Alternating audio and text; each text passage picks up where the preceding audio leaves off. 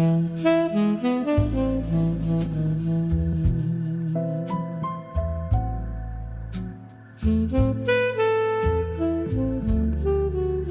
not gay no more. I am delivered. I don't like men no more. I said I like women. Women. I said women. I'm not gay.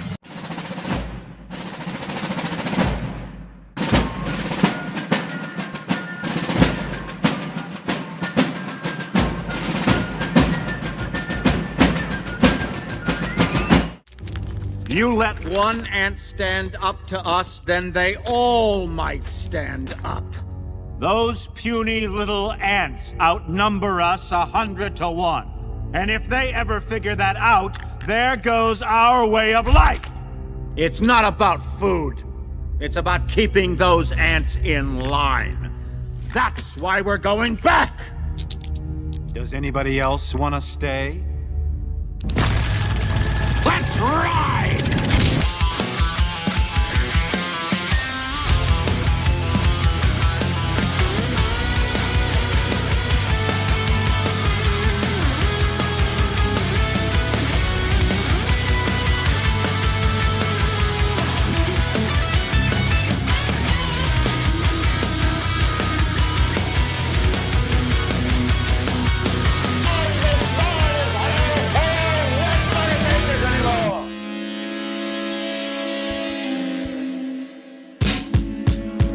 Okay. It's so good to be back with you guys on a Wednesday night in late July 2026. So good. So good. It feels good. After all these years. And I just want to welcome you to the show. We're going to have another good one tonight. I've been getting wonderful responses from last night's show. And if you get a chance, just go check out all the comments in the comment sections from last night's show. Everybody just sharing little tidbits about where they are in the country and little lost tourist attractions or little known cool things that usually were a waypoint on people's summer travel lists and all that. Tonight, we're actually going to add on to that just a little bit in a different way, because there was one thing that I wanted to talk about ever since I had made a July 5th stop at my father-in-law's house, and we were analyzing a road map, a nationwide road map that I had in the back of my truck, and just wanted to look at it a little bit. I wanted to do it just playing around with it with Aurora because she was talking about maps, so I went to go grab it. I'll tell you about that in a second. It's Wednesday the 22nd. We've got our good friend J Gulinello over here. What's going on, Jay? Hey. It's good to see you, man. Yeah, you too. Everything well? Everything's well. Good. Last Friday night was it last Friday night? Yes. It was, right? I just want to make sure. The movie film club is my first time. It was a lot of fun. It was a lot of fun. We watched Idiocracy. It was a public film club. Everybody seemed to have a great time.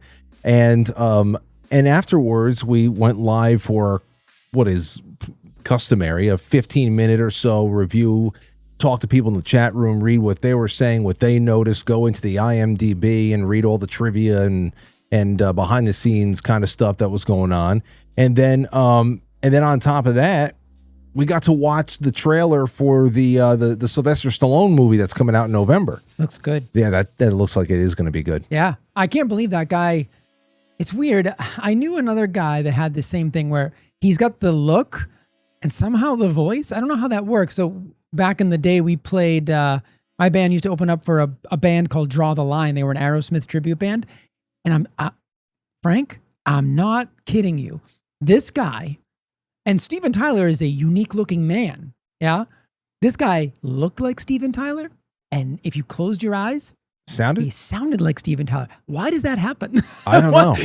He was like probably a foot shorter than Steven Tyler. He was like mini Steven Tyler, but he looked and sounded like him. I just thought that was a very strange thing. So anyway, it looked like a great film, and I'm kind of looking forward to it. It was awesome that you were able to join in for that short segment after Smegma. That forced smegma afterwards. The forced smegma afterwards. I mean, it wasn't that forced. Welcome.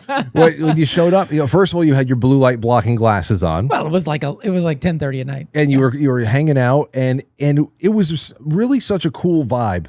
You've been on this show many times, and never, it was never more relaxed than that, though. It was really very relaxing. Yeah. So I hope that we're able to do a couple more film clubs every once in a while where you pick and choose things on that list that I sent you. Yep. And because I think that would be great. And everybody, film club, book club. Yeah. If there's any reason to sponsor this show for $5 a month, it is that. Become a Culture Club member. It's really awesome.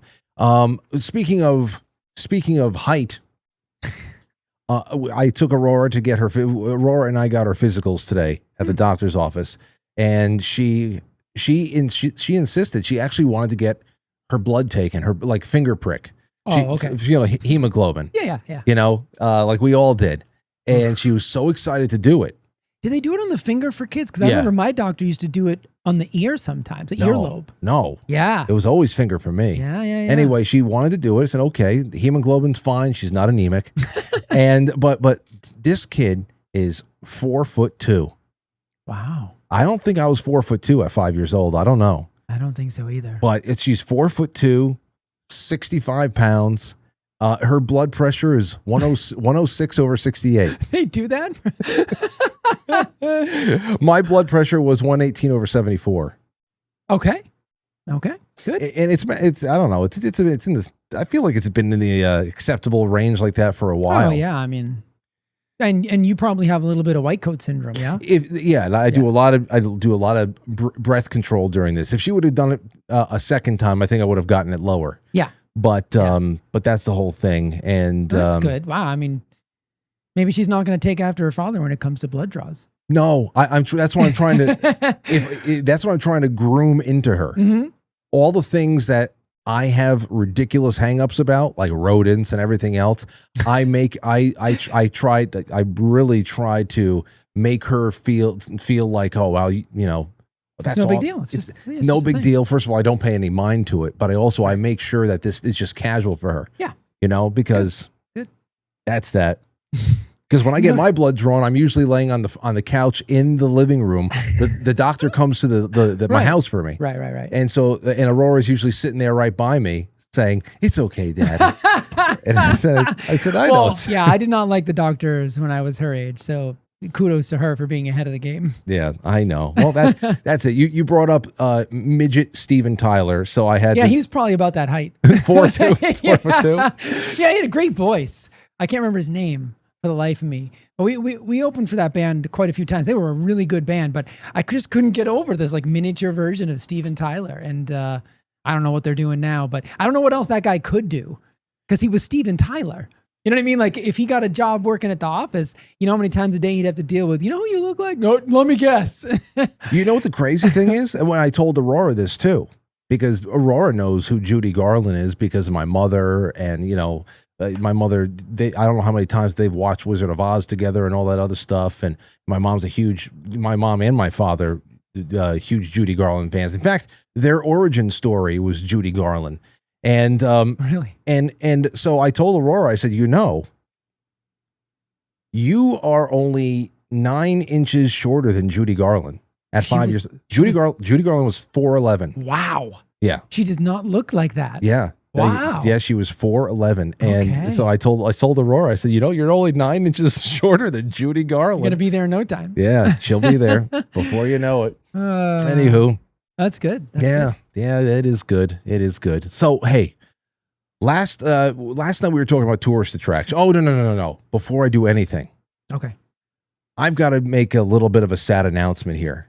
I went on to Twitter a few hours ago, and I was shocked to see an update from Greg Carlwood of the Higher Side Chats, friend of this show, who was retweeting and talking about something that came from the No Agenda podcast world, and that is that John Dvorak is dead. He died of complications to some kind of a bypass surgery that he had.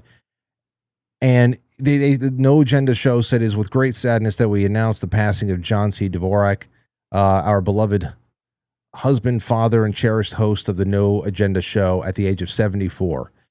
And I just got, it's just so sad to read this. And I have to put in, I'll just read to you what I put out on Twitter. Yeah. Because he was going to be coming on this show soon. And I'm looking all over for these very specific episodes now, but here, take a look at this. This is what I said. I was flooded with emails one day around 2018 because John had paid me a few wonderful professional compliments on consecutive episodes of No Agenda. Shocked the hell out of me that he had even known who I was. And just about a month ago, John told me to contact him on August 8th to finally set up a date for his Quite Frankly debut. Oh, it would have been his debut. It would have been his debut after all this. Every once in a while, I'd get in touch with him and say, hey, would you like to come on? Mm-hmm. It's usually yes. What do you got? And then the trail would go cold. Yeah. And, he's, I'm not going to be a pest. So I'm not going to keep following up. So I usually put a year in between my requests, and we have these nice exchanges and whatever. And he said, let me get myself together a little bit more and contact me in 60 days. That was on June 9th or something like that. So I said, you got it. I'll talk to you on August 8th. And he laughed at that. And that was it. And it's just incredibly sad news. He's, I say here, a great guy that I wish I knew better. And I was really looking forward to that. And I'll pray for the repose of his soul. And I'm so sorry. There's a very special overlap between a segment of this audience and No Agenda, because those two compliments he paid me about just the way I conduct myself on air, the way that I play against the microphone. He's talking about things that only a broadcaster. Yeah, the inside stuff. Yeah. And it was really, really something. And because of those wonderful things that he said, there have since then been a nice contingent of No Agenda audience members that watch this show as well. And there's that link there, which I'm sure both of them, I'm sure Adam doesn't even know who I wouldn't be able to pick me out in a lineup, but it was a moment that I cherish. Yeah. And what kind of I'm unfamiliar with the show. What kind of a show was it? Was it a variety show like this? Did it cover a lot of topics? It's a lot more current events and things like that. But they're more so like, I think I called them like the godfathers of podcasting as well. And they were very, very innovative in being able to make sure that they are hosting their own stuff, that they are creating their own portals for their audience to support the show and to be very independent in that respect. And they're OGs. Yeah. They really are. They are originals in the podcast space. And it means nothing now to even say podcasters. It's just media. Yeah. It's just media. Yeah. It doesn't matter how you serve up your show. This is what media is now. And that's that. You can't call something mainstream that only a fraction of the population watches now for all of their needs. When people go to satellite radio, network television, and it like compared to the internet, right? That's not what's more mainstream. Yeah, right. So it's one of those things that we're terms have lost their meaning. Absolutely. So I just wanted to, however far this message gets out, I'm sure that there's going to be an outpouring, and is, from so many parts of the world on that one. But that was sad to read. Yeah. Anyhow. Okay, so that's that. Now on for tonight's show, we're going to be it's a little bit of an appendage to last night's show, but about one thing in particular that maybe I think a lot of you are going to like. But first, here are some responses from the community post that I put out on the YouTube in particular. Something I like doing every day to just try to keep things alive over there, and I do things like this on Instagram and elsewhere as well. There's not that many community kind of places to be on Rumble, but still, here's what I said. If you could relive one classic American experience for a week, which would you choose? It's for tonight's audience.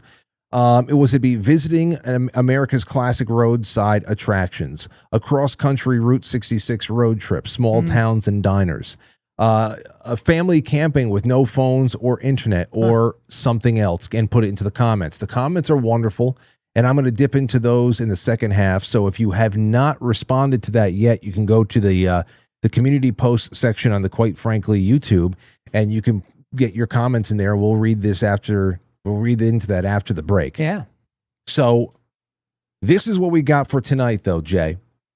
When I was at my father-in-law's house, like I said, I pulled out this road map that I had because we're messing around with it, and Route 66 came up, and my father-in-law said, you know, where does this start? Trace Route 66 again. And I knew that it was in Chicago. It was in Illinois. It was in Chicago. It ends on the West Coast. Now I know, you know.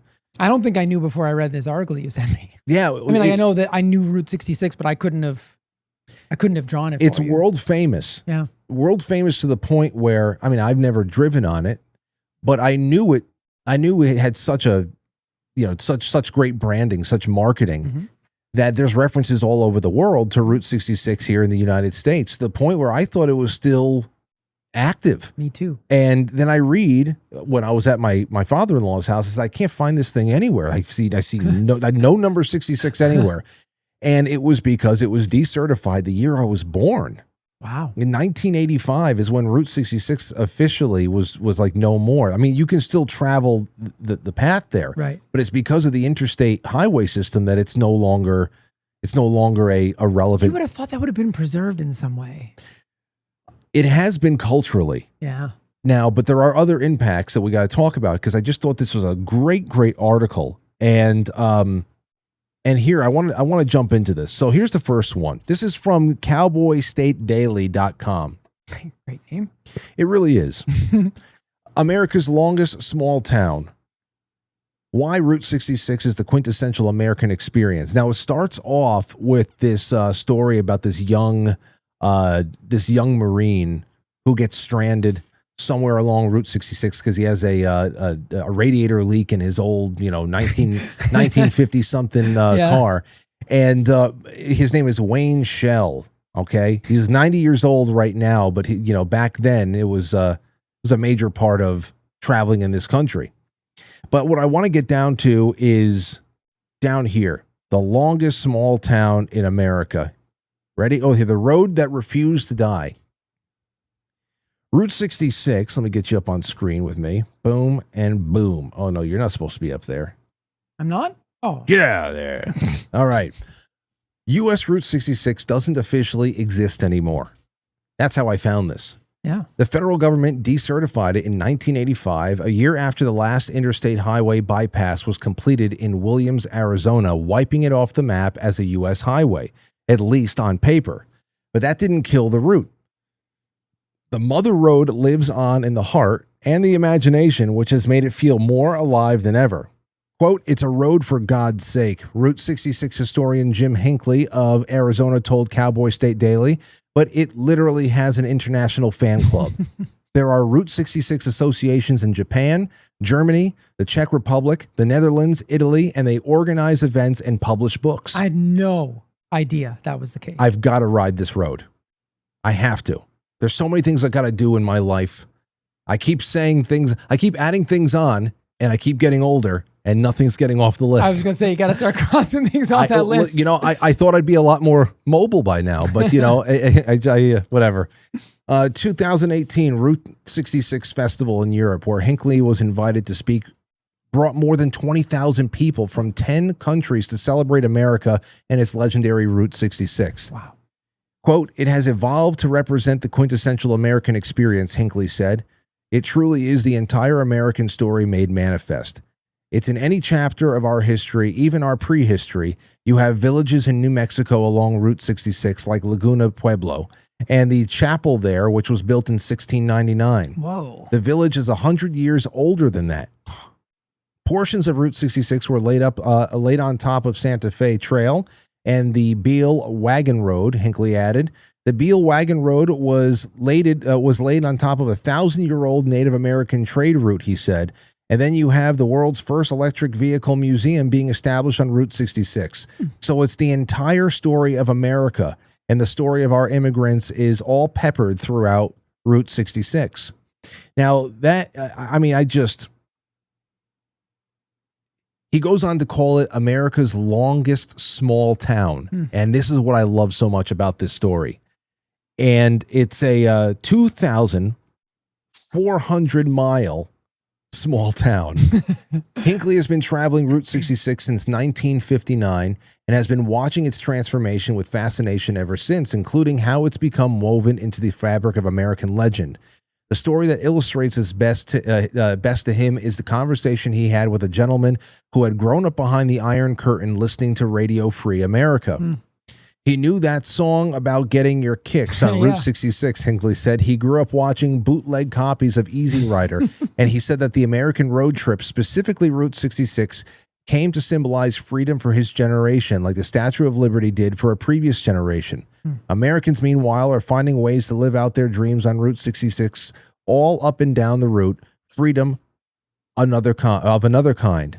For example, in Stroud, Oklahoma, a young couple has restored the old Skyliner Motel. Elsewhere, retirees have brought back neon-lit motor courts. Multi-generation cafes founded by penniless immigrants have family members who are keeping the dream alive that their grandfathers began. This is all in the pocket of what we were talking about last night.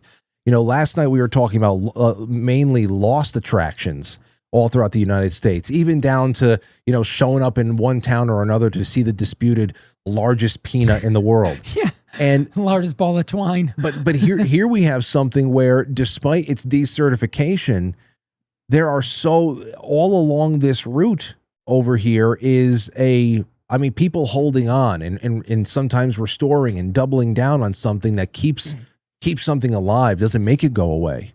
You know, as we're reading this, it occurred to me what a missed opportunity this was for America 250 to be able to find a way to, I don't know if it's possible, but to recertify, to bring it back. I mean, maybe that would be an impossibility because it would cause a calamity of other downstream effects of but maybe just in name only or something to sort of reestablish that, considering what a piece of history it is. It would have been interesting to try something like that for the Trump administration to sort of grasp that concept of how much it means for this country. And it would have been a cool, even if it was just for a year, a ceremonial thing. It just, as I'm reading it, I'm thinking, wow, what a great year to do something like that. Yeah, well, you know what? Thankfully, like I said before, the media means something different now. Yeah. And perhaps this is just something that we can start doing. True. So, that's just these are the Quite Frankly tour that travels Route 66. These are the dreams I have, man. I mean, I would have to do something like that. I would have to bring on a couple of significant sponsors. Oh yeah, absolutely. I mean, and it could be that size of a thing. Like this is that's the whole point of it. If it's however many weeks. I mean, we'll talk about it. I mean, like my biggest road trip was from here to Boston to Montana, and how much fun that was. Now, but we did it because we were going to an event. So it was just like drive until you can't drive anymore. It was not to stop and enjoy things, but it was still incredibly enjoyable along the way, like going through cities I've never been in, places I've, tried to take like a picture in every major place. Just, oh, we're in Chicago. I know it's 2 a.m., but let's just take a picture of the Sears Tower, Yeah. I was here. I drove through it at 2 a.m., that kind of thing. No, that's just... Yeah. These are really... I loved this article, and I just love thinking about it. This is real. And it's not gone. There's still an opportunity, and the opportunity is being seized. That's made Route 66 into a kind of 2,400-mile small-town neighborhood, Hinckley said. Quote, "It's America's longest small town. It's evolved into this linear community. On any given night, you can find yourself at a place like the Roadrunner Lodge in Tucumcari, New Mexico, roasting marshmallows around a fire pit with a couple from Germany and a traveler from Scotland who's playing the Star-Spangled Banner on bagpipes." Sounds like the World Cup. That sounds fucking awesome. That's just beautiful. I want, Hey, remember when we were at Anthony's event there and we were there with the guys from Scotland? Yeah. That was cool. Yeah. We were just chatting. He was, we found out I was from Boston. He's like, oh, we took over Fenway Park. Yeah, I know. That was great. So can you stay? He's like, is there any more beer in the city? I'm like, probably not. Nothing left between you and the Irish.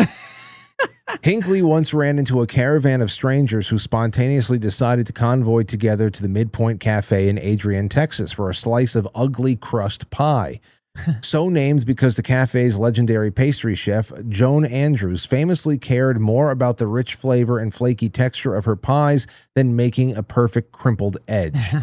I like the crimped edge right there. I like that. That sounds delicious. It does pie on at a roadside diner. Hell a yeah. pie and coffee.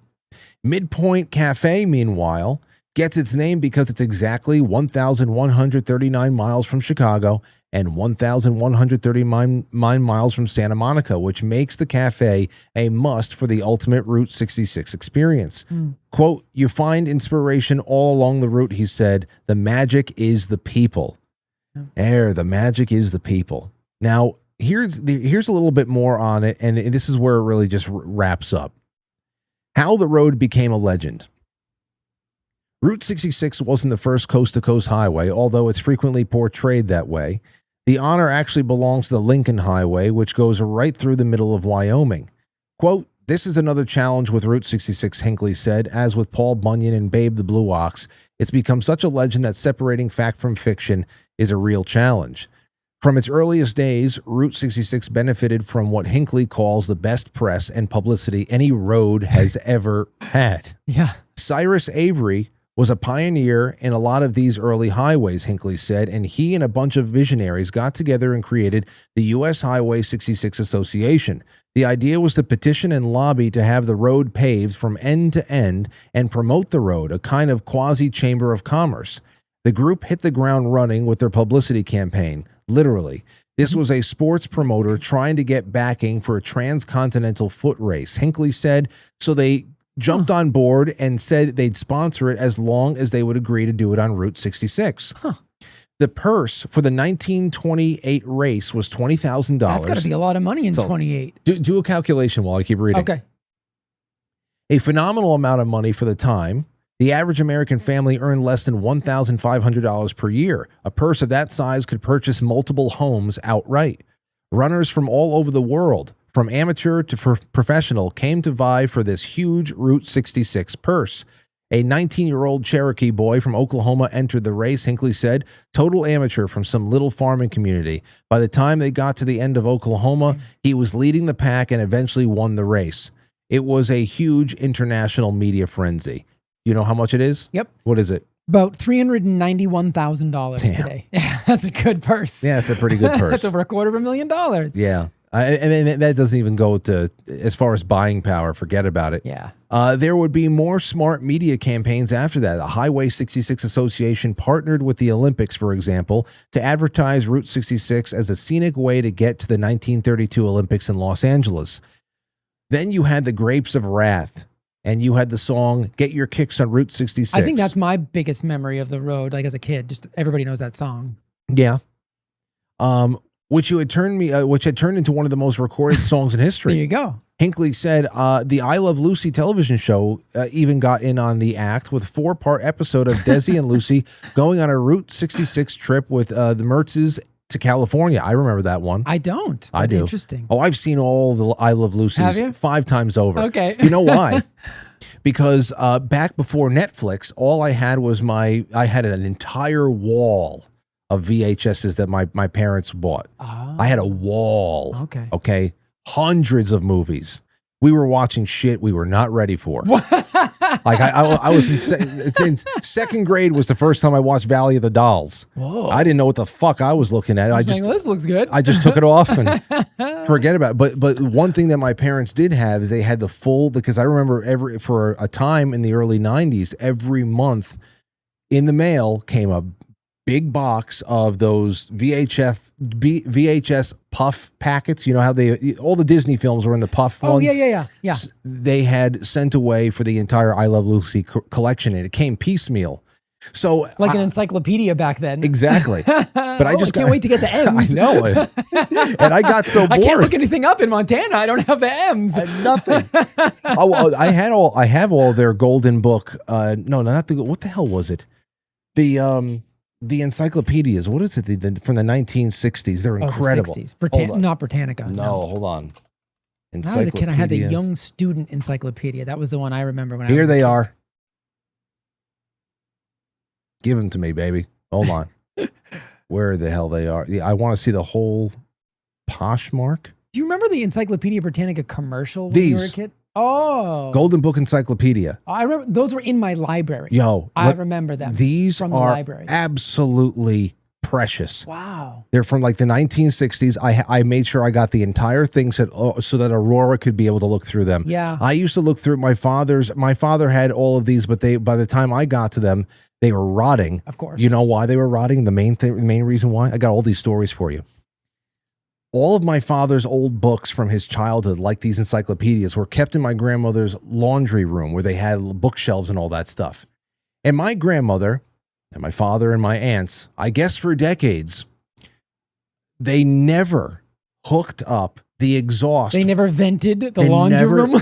Dude, they never hooked up the exhaust for the dryer to an outside vent. It must have been like a furnace down there. Brother, let me tell you how I grew up. I thought that in everybody's laundry room at home, why would you think whenever you went to go and dry your clothes after washing them, it was normal to have every pipe dripping, to have condensation everywhere, for it to be to go in there like half naked, like I gotta dry my clothes. I thought it was normal because nobody ever. It's fucking insane. Oh my god, that was insane. Wow. When I learned that that was insane, and that also my grandmother's house didn't have gutters until the 90s.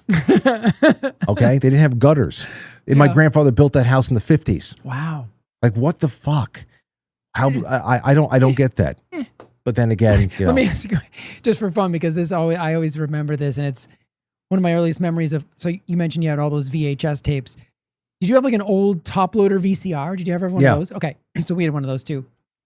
My the funniest thing, I think about it now, how ridiculous it is, but this one had a remote control, which is like, a big deal. However, I don't know if you had this on yours.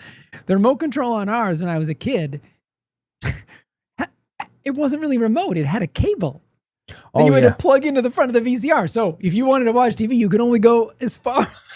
I've seen those. As far as the remote would go, which means we would end up sitting in front of the coffee table because you couldn't pull the remote all the way to the couch. Yeah. I mean, it's one of the funniest things I remember because it's so ridiculous. I know. Like, it's a remote, kind of. At least give me some slack. Yeah, to sit across the street. But but anyway, that's why only some of the books that my grandfather had down there, my father had down there, didn't just completely fall apart, right? Because they were just in the Amazon. They were in a sauna. Yeah, it's ridiculous. Wow. Anyway, so yeah, between. That's great. I Love Lucy and the Golden Book encyclopedias. Go out there and buy whatever you can find, ladies and gentlemen. Yeah. Get the whole damn thing. Okay. Anyway, back to this. I Love Lucy. Finally, in 1960, came the Route 66 television series starring Martin Milner and George Maharis as two young men traveling across the country in a Chevy Corvette. A heady list of guest stars, including Robert Redford, Lon Chaney Jr., Boris Karloff, Robert Duvall, Walter Matthau. Wow, and William Shatner. Who at 95 or 96 has announced that he wants to join a heavy metal band. That sounds about right. Well, I mean, William Shatner, that sounds about right. Christopher Lee did it. He did it. Christopher Lee did. He did a heavy metal project into his late 80s or early 90s or something. Anyway, good for you, Shatner. Good for you, Shat. The series ended in 1964 after 116 episodes and 2 Primetime Emmy nominations. Route 66 itself ultimately became a victim of the interstate highway system. I-10, I-15, I-40, 44, and 55, which rendered it obsolete and diverted traffic away from its businesses. And now that's really where I wanted to talk about here, because first of all, the really transforming the role of the old road. Mm-hmm. And when I thought about this whole thing here too, the interstate, the first thing I thought about was Judge Doom from Who Framed Roger Rabbit, and how his vision, when you realize that he was the one behind buying the red car and Cloverleaf and all that stuff, his vision was he wanted to destroy Toontown in order to build highways and gas stations and car dealerships. And of course, we would be stupid to say that highways are not very key and they haven't made things more convenient. But again, with every convenience, there's always a trade-off. And how much character has been sacrificed. And of course, because of all of that, you can see how transformational that is. that all of those small towns, all those businesses and diners and everything else that they were just built upon the fact that you're going to have international hordes of people up and down this route all the time. And it seems like it's still, thankfully, the culture. This is what we're talking about, tradition, something that has lived beyond the certification of an official U.S. highway. That remains. That's good, but you have to imagine it has definitely transformed in the last 40 years when you don't have all of that foot traffic. Yeah. And I also, I also think about this here too, that when I saw over here this one quote inside of the article about the people from Russia, people behind the Iron Curtain dreamed about Route 66 because it symbolized freedom. Now, a few weeks ago, I retold on this story, on this show, a story I've brought up from time to time about the Grapes of Wrath. And the Grapes of Wrath, which is also mentioned in here, before it was initially allowed in Soviet Union movie theaters because it was seen, at least on the surface, to be very critical of capitalism. But it was quickly removed from Soviet Union movie theaters and subsequently banned when audiences started to notice, like the big takeaway from everybody going to see this movie was that even the poorest of Americans could not only own a car, but most importantly, they could travel freely. and makes you want to build a wall of some sort. Now, our big cities are filled with notable places and architectural achievements. I mean, for as bad as we talk about the cultural degradation and the political degradation of a place like New York City, every time I drive through that place, it's an architectural marvel. City planning, everything that goes into it, all across America. I never lament being American when I drive through New York City. There's not only Right. you lament what happens to a place, but that is quintessential America as well. And I think about these architectural achievements, the monuments, the big museums, but 40 years after Route 66 was decertified, it lives on mainly because I think freedom is best represented by movement. Being able to get up and go. And that might be the biggest story and I think in the article here. And I think Route 66 didn't die because Americans stopped driving it. It changed, it transformed into something else because we essentially chose a different kind of road, or a different road was chosen for us in many ways. So that's the question, right? I mean, I don't believe in this case that the intent was this, but certainly now we've gone almost, 180 degrees in the other direction, because now we're talking about, and we're being told that the most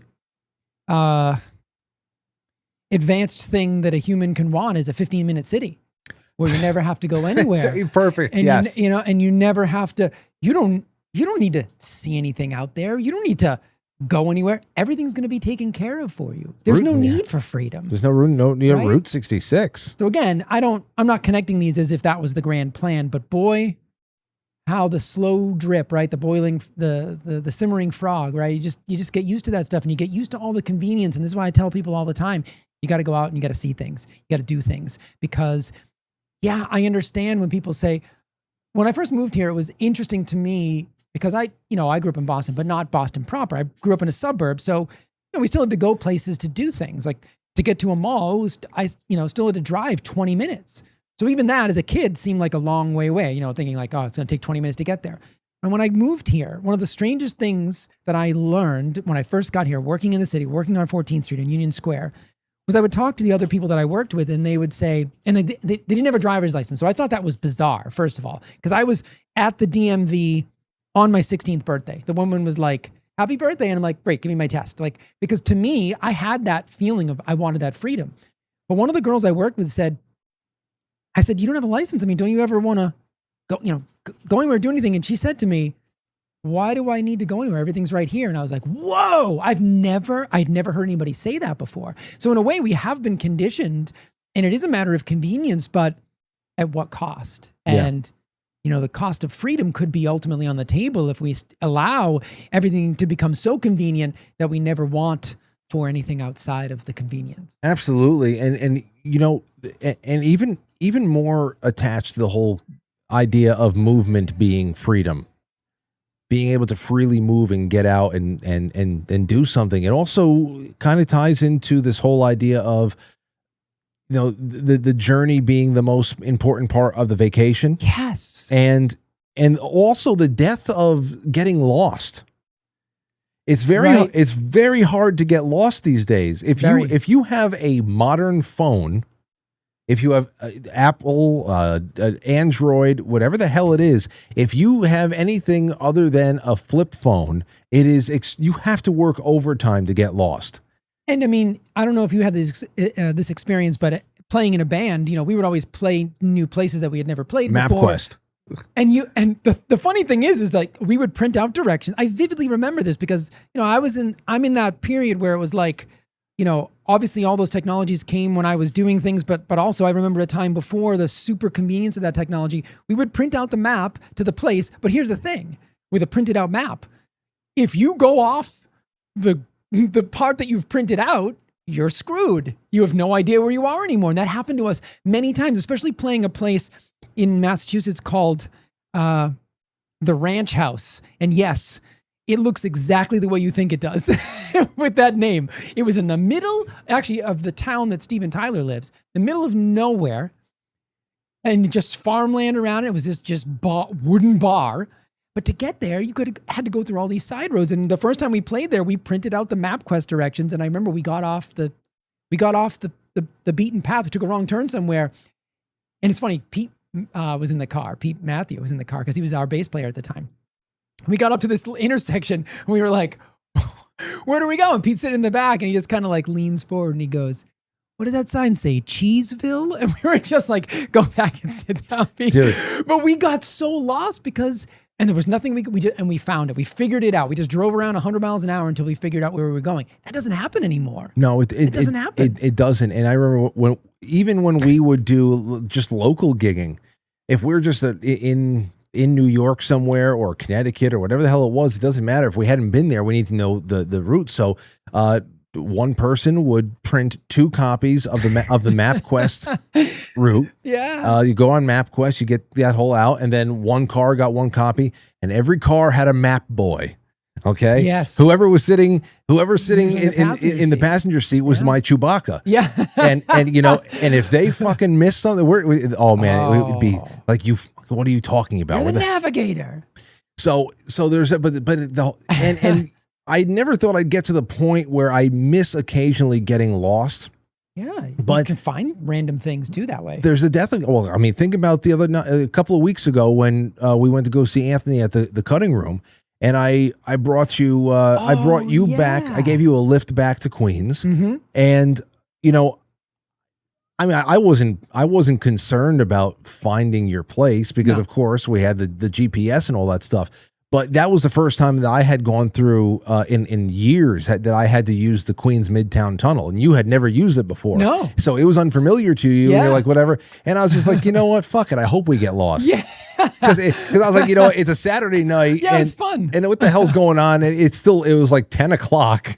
I was like, if I get lost for 20 minutes, that'll actually be fun at this point. And we were joking, was like, we should just go live and make this, like road confessions. Like, Frank and Jay are on the road. They got lost. As long as we're lost, we might as well talk to you guys about it. I know. I wish I had a way of like some kind of like a suction cup. Yeah.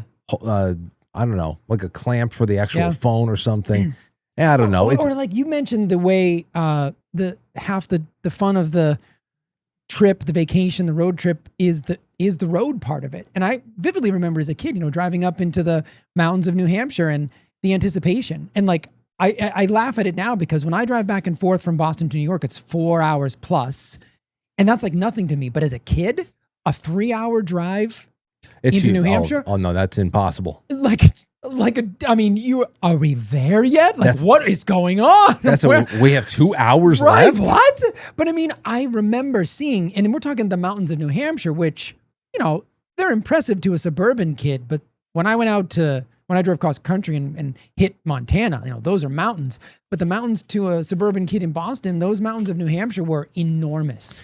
And seeing them for the first time was just like, I just remember seeing them and you're like, we're in a different place. Yeah, we're in a different place. Let's take a call here. I want to start bringing more people in. A caller, you're on the air. Go ahead.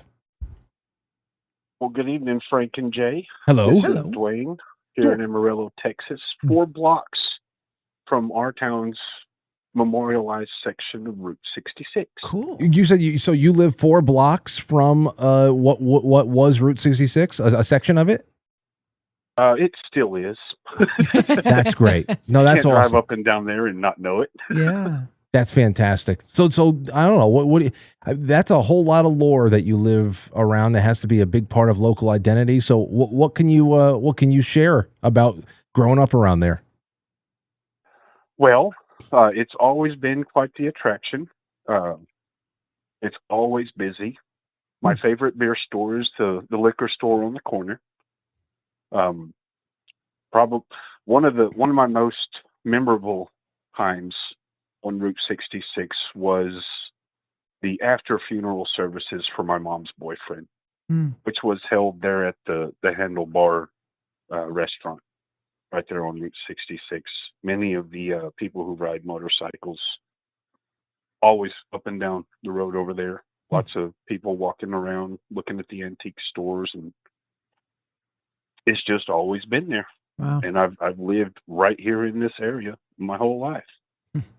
That is, it's something to consider. It's very unique to have not only a route like that run right through your town, to also to not only be a local roadway where you have all of your local history and all of your teams. I'm sure that there's just like so many things, and then of course have it not only just be a national iconic road, but also something that has clubs. I mean, associations all over the world. So I mean, and that's so great to say that it is still busy. It has not at all had any of its charm taken away from it. It absolutely hasn't. And when you get out with Lauren and Aurora and Coconut, we can all stop and eat at Golden Light. So just let me know when you come through. I'm in the Discord. I think I'm going to have to, I'm telling you, I think that's what I might have to do. Just to get over to Chicago. Ugh. And then briefly start in Chicago. Maybe I can start on Route 66 outside of Illinois. Yeah. Or maybe just I don't know what I'll do there, but I gotta follow this, and maybe this is where the Quite Frankly meetups really can All be along the way. Yeah. Caller, are there any signs still up that memorialize Route 66, even though it's not a route anymore? Everywhere. Wow. The whole little section right here up the street from me. Every little business has some tribute. Wow. That's why we even, as a part of our city water tower where my water pressure comes from, we have it plastered up there. I'll get some pictures and put them in the Discord for you. Yeah, drop them in the Discord, Dwayne. I appreciate this so much. And I'm you said that I mispronounced that New Mexican town. What did I call it? You called it Tucumcari. Yeah. And it's Tucumcari. Oh, well, I didn't butcher it. That's not potato, Camaro, Camaro, whatever. That's not that bad. Jeez, I thought that's not that bad. He's done much worse. You're making me sound like when he does medical terms and I'm not on the show, I'm like, oh no, Frank needs me. Medical terms, fucking French words. You know, I'm screwed if it's a river in France. Anyway, all right, Dwayne, thanks for the call, man. Thank you, guys. That's great. Yeah. I think that this is the call. I've got to find a way. So I've got some time because, of course, the baby needs to be a part of it. Mm-hmm. And so maybe I have about a year and a half, 2 years until I can do this. We'll start planning it right after the next Jamboree. October 27th. Would you do that trip? Of course. Of course. Yeah. Okay. So then I have until next year to reestablish the show on a growth trajectory and bring on some new sponsors, or just get maybe 2% more of this audience to sign on or something. I mean, especially the ones in the towns you're going to hit. You know, I'm sure we could get creative with that. Oh Yeah. man, that would be awesome. Yeah. Like, Okay. I mean, and you can actually be live before a studio audience to some degree. 2028. All right. We're 2028. This has got to be it. I am in. All right. Okay. You know, speaking of the road thing, the famousness of the road, this is a very different scenario, but I experienced that a little bit when I was in Dealey Plaza, right? It's like, it's an iconic place that people come from around the world. There's not a moment that you can be there, apparently, where there's not people doing the John F. Kennedy assassination thing. And it was interesting to me to stand there and to watch people just like probably going, there they are again. Like, I'm going to work. I drive this road every day. It's not special, but it is special, right? I went there for the first time to a random place in Dallas, Texas that I'd never been before. And I felt like I had been there 100 million times. Like I knew the bricks. I knew I knew everything, and I knew none of it. But it was odd just to watch people like just driving to work. And so I had a little bit of that experience about what it might be like to live in a place that's very famous. But to you, it's just, it's just regular. It's just a regular part of your day. Well, you know who did, Stowe Stube just piped up in the in the YouTube chat. He said, "Frank, I'm in. I'll sponsor it, but you're taking my big ass with you and Giuseppe."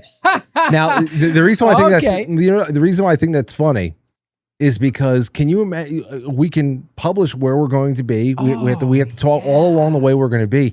Can you imagine if people like Stowe Stube follow us? It actually becomes almost like that scene in Forrest Gump. Oh yeah, when people just keep collecting on the run. It's just like a tour. Yeah. Oh, that would be awesome. We just collect people along the way. And we could plan, meetups. Get like small little, bars or halls or whatever. Just like small little meetups, broadcasts, like random, road ones, but then official ones. I think it could be amazing. Oh man, a lot of fun. Oh man, all of a sudden I feel like I feel juice running through my veins. And who knows what that does to the, to the audience in general. Like that probably could juice up the audience too. All of a sudden it's like, quite frankly, it's not just on my laptop or on my, my iPad. It's in my town. They're going to be, 20 miles away, 50 miles away. I'm making that drive. Let's take another call. 575, you're on the air. Oh, no, way to go. Let's see. Margie, you're on the air. Go ahead. Hi, you made me listen. You made me go look at Route 66. Uh-huh. And you'll love it, Frank. There's a website called Gilligan's Route 66. And he takes people on the entire length of it, where you drive your own car. Oh, I see it. Fly you back home at the end. Oh, look at that. Okay, Gilligan's Route 66 tour. Look at that. Yeah, it sounds so neat. Huh. And he's doing what you're talking about right now, where people just follow it. And there's places you can stop along the way. But if you want to spend more time in one place than somebody else does, it's all worked out so everybody arrives at the hotel within 20 minutes of each other, even though somebody may have spent longer at one site than another. This is awesome. And you know what? Wow, what an opportunity. Then again, it's not an opportunity loss. It's just what it is. Who cares? I wouldn't be able to go this year anyway. But 2026, that was the 100th birthday. So it was essentially, it was established in 1926. And here it is. Wow. Yeah. Yep. Wow. Well, Margie. But it just sounded really neat. Yeah, thank you. I don't know, if we're going to do this, part of like some sort of a show. Frank, go back to, do you have that website up still? Yeah, I have it. Go to the contact us page at the very top of the page. If you're seeing, go to contact us. Contact us. Like, look at that. Look at that. Oh, I know. I want to stay at that motel. I want to drink a cup of coffee in the morning at that cafe with a whole bunch of Franklies and that big Route 66 sign on the highway. That looks so cool. I don't know where it is, but there's mountains and palm trees, and I want to go there. What is that? Like, I don't know. Margie, good to hear from you. Thank you, Margie. I want to apologize for making a mistake when on what? In my very, very. I finally figured out how to do a super chat. I could only do it. I could only do it on YouTube because I can't figure out how to use the one on Quite Frankly.tv. I can't figure that out. Oh, you can't? I've been trying for years. Oh, for years. So Margie, you should have for years. Okay, well, you should have. I don't know if you ever want to continue. If you ever want, I can try to walk you through it sometime. If you ever want to try again, but that's totally fine as long as you learn how to do it and you feel like you have another tool in your tool chest. I was so excited when I finally got it that I miswrote my note to you. I haven't been watching for 15 years. I've been watching since 2015. Oh, I remember it now. I remember. I was so embarrassed when you read it. I went, "Oh my God, I wrote that wrong." Yeah, I remember. I said, well, in deep inside, I said, well, it couldn't have been 15 years, but I absolutely, I get you. But I was so excited that I finally figured out how to do a super chat. You need to have over 60, well, over 70 lessons on how to do super chat. Well, Margie, you know what? Maybe sometime in 2028, you'll be one of the people we're able to meet along the way on Route 66. It sounds perfect. I'll do it because that's how my family went from Connecticut to California.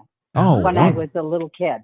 Wow, that's awesome. That's awesome. From Connecticut. I wonder at what point you merged with the route. I can't imagine you went from Connecticut to Chicago just to start the. I don't think so. No, I don't think so. But I was too young to remember. I was what, 6. Wow. Okay. Well, thank you for the call, everybody. Just to jog your memory, everybody. Margie is the one who called in years ago to say, Frank, I attended a dinner one time and I sat next to the brain surgeon who removed 1/3 of Joe Biden's brain. I've listened to that live. Half. Half. Oh, half. Half. He said half. But to be fair, I only started with half. Yeah, no, well, it ended up. He started with a quarter. Yeah. Because then in the 2 surgeries, he ended up taking out a half. That's right. Means a lot. Yeah, because of the second surgery, he had 2 aneurysms, and after every aneurysm, another quarter had to be taken out. So we had a president with half a brain. 81 million votes. 81 million votes. Margie, we love you. Okay, thank you guys. Have a good night. Take care. Take care. Man, I wonder if I drove some of Route 66 now that I think about it, because I went from Boston to Montana, and so it would have been a brief moment in Illinois. That looks like the only, or maybe Indiana, might have been the only place that I might have picked it up accidentally. I don't remember I plotted the route very, we just kind of like were freeballing. Just like, hey, let's go here. Like we got into North Dakota and I was like, you know what? I want to have a cup of coffee in Fargo, North Dakota, because when am I ever going to be in Fargo again? So we literally diverted to Fargo so we could stop and have coffee in just a little coffee shop in Fargo just to say we did it. Yeah. So we did it. Been in Fargo. Yeah. You know, it's been a long time since I actually referenced Fargo with Aurora the other day. What a great movie. I know. She can't watch that yet. She can't watch it. No. I just made it. I said, we're going to Fargo. She goes, what's great, that? Eh? That's great, eh? Anyway, okay, so yeah, keep calling in with whatever you like. You know, the interstate system, did it save America or sterilize it? Do we need it? I say, how can you get rid of the highways? I probably did both. You know, how can you get rid of the highways at the same time? Like all things, it's responsibility for you to take. It is a very, in a way, one of those blockbuster conversations again. You know, once streaming started, yeah, everyone thought it was so wonderful. Why are you really going back to? Why are you going back to Blockbuster? Just because you wanted to buy some Toblerone? You know, it's just like you can't. But at the same, but Route you can't also truly at the same time compare the two, because Route 66 is not. It's still a road, and it's still America, and road tripping and vacationing and adventuring and seeing the world. That's something that you haven't lost what you lost with Blockbuster, which is funny because I never, you took it for granted, and we all thought, and I remember thinking how cool the streaming thing was. But then when you really think about Friday night, going to Blockbuster. So you're going to run into other people, right? You're only going to be able to rent the movies that are available. So sometimes you went in with the movie you wanted and then it wasn't there. Remember how like they had the cover of the movie and then you were like, and you had to, and there was nothing behind it because it was gone. And you were like, damn it. Yeah. And then you had to go find something else. And that's just, I don't know, there was something about that. And then like, if you got a really cool Blockbuster employee, they could give you recommendations like, oh, don't see that. That's no good. Go check this out. And that happened a lot. It doesn't seem like this that Route 66 is the equivalent of going to Blockbuster and not having the thing that you want, though, which is pretty great. Right. Seems like the sites are all the same. You still can experience it to some degree where you really can't experience Blockbuster anymore. Yeah. Let's take, that person just bopped away. Just had 2 calls come in. Javi from Houston just called in. Javi, call back. And then we had 3 calls that were just bouncing around. They all just disappeared like lightning bugs. Oh. All right. So, that's what we have. So I wanted to bring that up because it just, a lot of things. You missed my favorite part. What? There was also a restaurant somewhere near Amarillo that offered a 32 or 36 ounce steak for free if you could eat it all in one sitting. I think we could do that, Frank. I think we could do that. Javi. I could handle a 32 ounce steak. Javi from Houston. Hey, gentlemen. What's How going you doing, on, man? I'm doing well, man. It's great to hear. How's everything down there in Texas? Oh, man, it's that time of year, hot as hell, and tropical depression this, hurricane that, so it is what it is, brother. Yes, it is. So what's on your mind? Well, I saw your Twitter post about Chauncey Dvorak dying. Oh. And then I just Googled really quick. Johnson, No Agenda podcast, Quite Frankly podcast, and Google did a little thing. It talked about how he mentioned you several times. So I copied and pasted the URL and sent it to you on Instagram and Twitter, brother. Okay. Let me see that, because you know what I actually did. I got in touch with my buddy Derek, who was the one that helped me take all 2,500 episodes that were private that nobody has, and that I'm going to be slowly making public in order from 2015 onward. So Margie, there you go. You can relive everything from 2015 on. I went and I asked my buddy Derek, I said, hey man, if I feed do you have any kind of a program that we can feed all of these episodes to in order to have every last episode listened to and transcribed so that I can have every word ever spoken across this 12 years of show history in one file that I could essentially Control F and find everything. And he says, I'm going to look into that, because that is something that, it's going to be impossible for me to find it. I can randomly find memories at that point. And for something like this, Javi, I would have definitely Controlled F and did No Agenda, John Dvorak. I would know we would be in the right area if it was about 2018 or so. Mm-hmm. Hold on, let me see what Javi sent me. Right, and then the Gemini also described that you could go to their website for the podcast and do what you're just saying, and that it'll find the audio files or something like that. So that's kind of cool. And it wasn't just him; it was both of them, and they would play audio clips of you, brother. That's crazy. I listened to that podcast once in a while, but holy shit, I was like, wow, that's pretty cool. I'll tell you, man, that was in a time. And listen, I'm always one to believe that brighter days are coming, and we've done so many amazing things on air over that time, and great friends. I'm very grateful for everything I have. I say it all the time, despite all my frustrations with having to relearn how to ride a bike because of how the platforms acted. But that was in a time where I really, really woke up every morning high as a kite, thinking that the sky was the limit. Because for people to be getting in touch with me, because John and then subsequently Adam, it was John that noticed me, then Adam asked about me. We're just talking about me randomly. That was just like, wow. You talk about discoverability. How did John Dvorak, stumble upon me? And that's when I started saying, Frank, you better get even better, because you don't know who the hell's watching. You better up your game. So but I don't see. I'm gonna check it out. I see what you sent me, but I don't see any dates. But we'll see. That'll be nice. That sucks. July 20th, 2022. That's when he died. Yeah. Unreal. Well, Javi, thanks for the call. Anything else you wanted to put out there? Man, that's pretty much it, man. Been loving the shows since 2015. So God bless you, brother, and I'll always listen as long as you're on the air, man. God bless you. Well, we're all buddies now. God bless you too. Take care. All righty, there you go. Yes, indeed.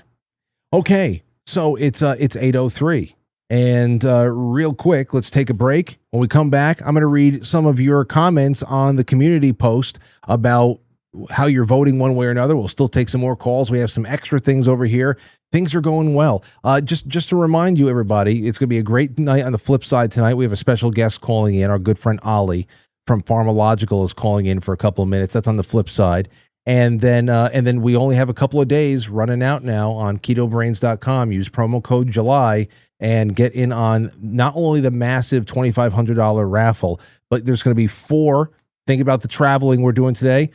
Because of these topics from the last couple of days, Molly is throwing in 4 more runner-up winners. So the main prize and 4 more winners of people who are going to get the travel case. With all travel packs and everything else in there. So whenever you go on a road trip, there is never going to be a cup of coffee that you can't... Is there a frother in this travel kit? There might be. Oh, boy. I don't know. Anyway, so, I mean, this is stuff that I'm telling you, just put it into your daily nutrition routines. It's good. The nattokinase and the creamer in particular. I want to keep promoting the salty, but every time that Molly's able to sell it, there's another trademark dispute, and I'm like, damn it, this shit is so good and people love it. And anyway, we will be right back. Get your phones ready, get your thoughts ready. Quite frankly, I don't know what the hell it is. I mean, I work them out a lot and all that stuff, but both of my shoulders are so fucking sore because of the way that I've just been sleeping on my side, and and I got the damn, we are fucking old. Tell me you have a body pillow. Tell me I do. But I've had a body I've had a body pillow since my 20s. You got to put it right between the knees just to separate, so your got back the knee doesn't pillow. hurt. I've got the knee pillow. Yeah. I've got my wedge. Yep. I've got the wedge. For anybody watching acid this reflux. under 30 and think that we're kidding, if I go to bed and that body pillow, that knee pillow is not fluffed enough, I'm like, nope, more pillows. No way. I need I need to be spread eagle on my side going to bed. I have a very specific regimen. Take my Metamucil, water. Yeah. I got to have my Tums too. If I can stick to my to the fasting, like if I'm done eating by 5 and I sleep throughout the night, it is a clean sleep, and Wow. I do wake up as close to raring to go as I ever have. Wow. When you stop eating past 5 o'clock, that 5 o'clock hour, at least during the week, weekends, you take your liberties, you go out to dinner, you have a 7 o'clock reservation, whatever. If you actually stick to that for a while, and then all of a sudden you say, I'm going to treat myself tonight. I'm going to have a wrap. Yeah. I'm going to have a wrap at 9:30 and watch something on, whatever. It's like your Alice in Wonderland dreams. You want to talk about sleep? You want to talk about fuck you up? Cheese in particular. If you have Gorgonzola cheese past 11 o'clock, you are going to another fucking dimension. He's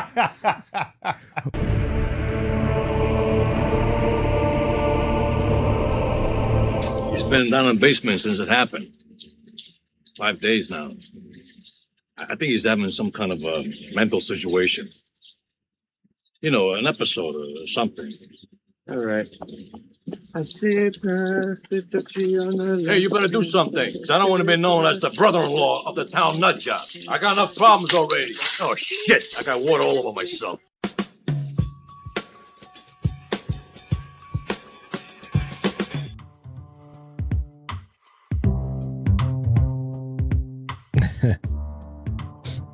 Good moments in broadcast. What the hell? And I confirmed that, by the way, Jay, that cheese before bed can really affect your dreams, especially certain types of cheeses, especially cheeses that are a little bit more on the moldy side, like the Gorgonzolas, the blues, things like that. I wonder what the hell it is. I don't know. I'd have to look into that. It's interesting. Look into it. Okay. Cheese and dream infiltration from the spirit world. You have a dream analyst that's been on the show, the one from Australia. Shit. We'll have to combine forces one night and do like a dream analysis and then a cheese analysis. I got to bring her back. What was her name? Melissa something. I can't remember. It was a good episode, though. It was interesting. It was a great I thought episode. it was very interesting. Absolutely. Okay, so here's what I got from the community poll. Let me redo this. Here you go. If you could relive one classic American experience for a week, which would you choose? Visiting America's classic roadside attractions, that's only gotten 11%. Maybe a lot of people hadn't done that. I don't think I've ever done that. Yeah. Well, I mean, if you go back all the roadside attractions we were talking about last night, if last night is your perspective, we were talking about the world's largest pistachio, the world's largest thermometer in California, and all that other stuff. But Because now, of climate change, they need to know. I know, but now you think about what does roadside attractions mean now that we're talking about Route 66? Yeah. I have to imagine if people had their vote back, perhaps with this in mind. But then again, here that's the second one, a cross-country Route 66 road trip, small towns and diners. That came in at 38%. I would say my number one is the number one on the poll, but I can see why number two, they're very similar without the camping, I guess. And then the number one being family camping with no phones or internet, 46%. Yeah, like I just remember those trips I was telling you about, like going to New Hampshire. You know, we were young kids, so we didn't have any of that stuff. So maybe that's why the road trips also felt like they took forever. So just listening to music, and then even just being where we were in a small little town called North Woodstock, New Hampshire. I remember there was like a general store there, and and again, we didn't have cell phones, so there was a pay phone at the general store. And I remember calling a friend one time, like I had to walk. I don't remember how old I was, but I remember walking, Frank, to the general store to use the pay phone to call a friend. I mean, that's a kind of a cool memory. And then, you know, you could go into the grocery store with the $4 that your mom and dad gave you. And back then, you know, $4, like, what are we going to get? You know, like what kind of candy are we going to buy? And I don't know, that was like I vividly remember those moments. And so that we never did camping, but we did that. And that felt like camping, especially again, for a suburban kid to be up in a place where it was mountains and you had to walk, you know, miles to get to a phone. It was kind of cool. Yeah, absolutely. You know, it does sound great. Yeah. I love the feeling of just the conversation. Yeah. We have here. So, but of course the other option I have was other, and that is, hey, leave it in the comments. Here's some of the comments. Red House Press says, well, I'm old, so I've done all three many times over. It's the best. Mark Joseph says, not reliving it, but living it. I've never been on or down Route 66 and always wanted to. Wart guy, Paul Wortman, said the 1905 World Series, New York Giants and the Philadelphia Athletics. Yes, that was the third World Series. 1905? The first World Series was 1903. Wow. Between the Boston Americans and the Pittsburgh Pirates, Honus Wagner and all them. Wow. Yeah. The Boston Americans. Yeah, I know. That's funny. A few years ago, I read a baseball history book called The Old Ball Game, and I would long for the ability to time travel as I read. Frank DeFord is the author, highly recommended. Oh, we're going to bring time travel into this. So then that's another story. Yeah, I mean. Yeah. And Razworks says, as a tech enthusiast, folks would likely be surprised to hear that I'm an advocate for tech-free camping. It's good for oneself to disconnect once in a while. Oh boy, I couldn't agree more. I also saw Raz in the Twitch chat saying something that I thought was probably on a lot of people's minds, and a big part of the reason why I believe that the whole idea of not only of movement being akin to freedom. Because sure, I have the ability to walk out of here, get into the car, gas it all the way up, and just, if I really want it as an act of free will, just head out west. But can you really leave your work behind these days with everything you have hanging over you, with your overhead? There are so many people out there who have essentially been priced out of having good experiences that could last more than whatever you got to do. You got to do. I've been saying this for a while. The extended weekend that we spend every October in the Adirondacks, which we won't be doing this year, is something that does not take a lot of money, and we don't do much. It's just a peace and quiet. Yeah. You have good company there. You're building a fire. You go out to a Tops supermarket every once in a while, get yourself some steaks and some eggs, and you just make sure you have a plan for dinner and for breakfast, and you just relax. And I really hope that people do that more. And that's what people have to rediscover is the simplicity and doing whatever you can, even on an extended weekend here and there, because I understand how people who otherwise work themselves like dogs are really priced out of having the kinds of, I think about these stories, these Route 66 stories that I've been reading the last couple of days in preparation for the show. And it's chock full of people who are young. They have families. Maybe one is a Marine who's just only has really their pension or something like that, or just young people who have nothing but they manage to get themselves a car. They have a little bit of money, and somehow they're able to make that money last, and they're able to just get themselves, and they have the time. They've made the time. It seemed like even if you had less and you knew that you needed more and that work was very essential to your future and planning and all that stuff, it also seemed like people had the ability to stretch a dollar and to stretch time that we don't have, or at least less and less. Yeah. And that's why you have to be a little bit crafty in how you can get an extra day off and spend a little bit more to do something you haven't done before that isn't too it doesn't need costly. to be able to enjoy it. I mean, I'm a firm believer in that. I've as much as I would want to visit certain places on the planet, there's also, again, a beautiful simplicity of just going someplace a couple of hours away and seeing something different, and absolutely right about unplugging from technology. I mean, that's become a crutch. And I firmly believe, we think about it in the younger generations, but from what I've seen, the clients that I work with, everybody is susceptible to that dopamine reward system setup that has been intentionally injected into every device that we own. Like, I see people of all ages addicted to their devices. So it's not just like people go, oh, the young kids, they're always on their phone. I see people of all ages doing that. So to be able to get away from that and reset your brain a little bit too, to know what silence feels like, to go outside and like you listen, to the birds every once in a while, that makes some people uncomfortable, Frank. Nature makes some people feel uncomfortable. Think about the gravity of that statement. And that tells you how far away we've drifted from what is good health. And I'm always trying to reset people to that place as much as you can. I mean, I'm the guy that I have to bring my friggin' laptop, my work laptop with me pretty much everywhere I go because of that. But I really work hard to try and get moments throughout the day where it's just F it. Like I'm going to get away from this stuff as much as I can. Yeah, I know. I've been having a hard time even getting outside to work out the last 2 weeks. So, but anyway, I feel like we're doing good. 914-200-0269. I just saw a couple of people calling in. My bad. Give us a buzz again. And while you're doing that, I'm going to go back to this thread because the comments from you guys out there are great. This one's from Casey Kakalaki. Good friend of ours, Casey. And Casey says, a week of summer break in 1997. Cigarettes were cheap. MTV was in its heyday. I wasn't working or driving yet, just mobbing around the neighborhood, meeting up with whoever I happened to cross, going to the movies, smoking in the park, riding in cars with friends. Take me back there. I did all that but the smoking. 97 was a great year for so many things, including music. So many amazing records came out that year. I have that year like lodged in my mind. There's so many good records that came out that year. So driving around with, music playing in the summer. Oof.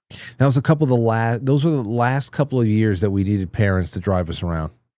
That was the last couple of years, 97 to like 2000. Everybody started getting their driver's licenses around 2000. Their learner's permits. Yep. Walk with Horses says most young Americans today have never experienced many of the things that you've posted, and that's a shame. Yeah. They have no memories of history that deserves to be remembered. When mom and pop made a family income off of being a destination or simply courting curious visitors and travelers to stop by. The Knot family comes to mind. That kind of American pioneering ingenuity is starving and nearly extinct. Let's take a call from John, 610. You're on the air. Go ahead.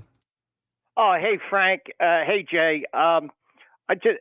Great topic, Frank. I love going down nostalgia routes. And I thought of a place my parents and my family in the old station wagon in the 70s drove out from our little town in Delco to Chester County, which in the 70s was like farmland.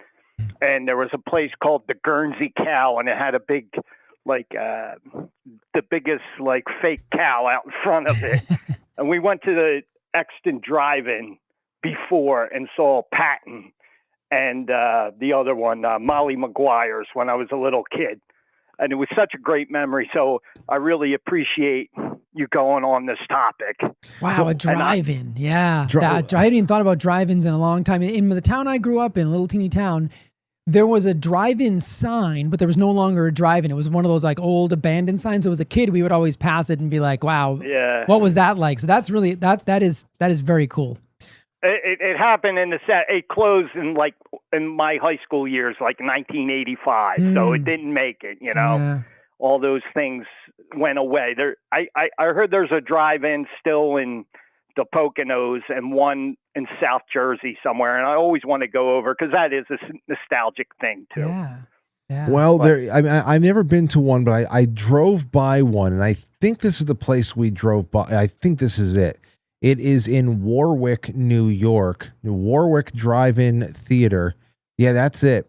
It's still open. It has nearly five-star reviews, almost like 2,400 five-star reviews. Wow. But let's see here. The people say that this drive-in theater offers a fantastic double feature at a great value with huge screens, clear audio. Visitors also highlight the friendly and helpful staff, especially with parking, and appreciate the clean concession stand with good food options. They also mention the relaxed, family-friendly atmosphere, making it a great spot for date night or family outing. There's still drive-in theater. I mean, they are separated by hundreds of miles. I know, and you got to think it's like where once was competition, now having something like that must be like a destination. So you feel like if you do it right, you could really do well because people would always be interested in that kind of nostalgia. John, it's great to hear from you. We haven't spoken since the spring fling. Thank you for calling in. Thanks for remembering me, Frank, and thank you. Yes, it's wonderful to hear from you again. All right, bye-bye. There you go. John had a great time. Yeah. I remember John. Yeah. We were talking, I talked to a lot of people while I was eating because I was only eating for about 5 or 10 minutes. But that was the beauty of it, having conversations no matter what you were doing. You know, you're talking about the drive-in theaters, and I think overall there's still going to be big chains like maybe Lowe's, AMC, all that stuff.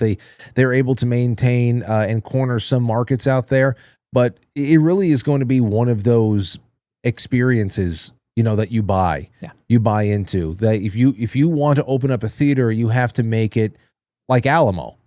I'm going to Alamo because not only are they going to have whatever happens to be out, but they're also going to be really, really awesome in curating classic films that people love watching over and over again, that they're going to be playing films when big anniversaries come up, and you're also going to be able to get food, drink, and all that other stuff, and have other really great features that nobody really gave a shit about when everybody just ran to the theaters. They didn't need a reason. I think it might be still there, but the town over from where I grew up, there was a little theater there called the Cameo. And the claim to fame for them, at least when I was a kid, I'm sure it must have changed. If it's still there, it must have changed, but the movies were $1. So I don't know how they survived. And they got modern movies. Now, they always got them a little bit after they were out. So, you know, you couldn't see something when it first came out. But if you waited a month, we would all be like, we'll just wait till it comes to the Cameo. Because you could pay $1, you know, and then some of my friends and I, which was now I think about it, is probably like a really shitty thing to do, but we used to like sneak in our own drinks and candy. And that's probably the only way they made their money because the tickets were $1. But it was cool. That was their shtick. It was $1 for a movie. I don't even know if, you know, like I said, I don't know how they survived, but that was a cool thing too. You know, that's something else I'd like to say. Anybody out there who listens to these shows, I know that Jay, and I know you probably get correspondence from people in this audience. I would not be able to quantify how many people have gotten in touch with me over the last however many years alone and said things about how the conversations we've had about health have, just from people being able to take 1 or 2 tidbits of information, guidelines, and apply it to their life, have yielded incredible positive results. And I love hearing about that because when it comes to health, when it comes to weight loss, when it comes to better labs and just everything, you're talking about things that could extend life in incredible ways and quality of life. I would also let anybody out there who listens to this show and says, you know what? I'm going to go out and do something I haven't done in a while this weekend, or I'm going to, meet up with friends. We're going to find a drive-in. We went down Route 66. I went to another place I never, whatever. Let me know about it.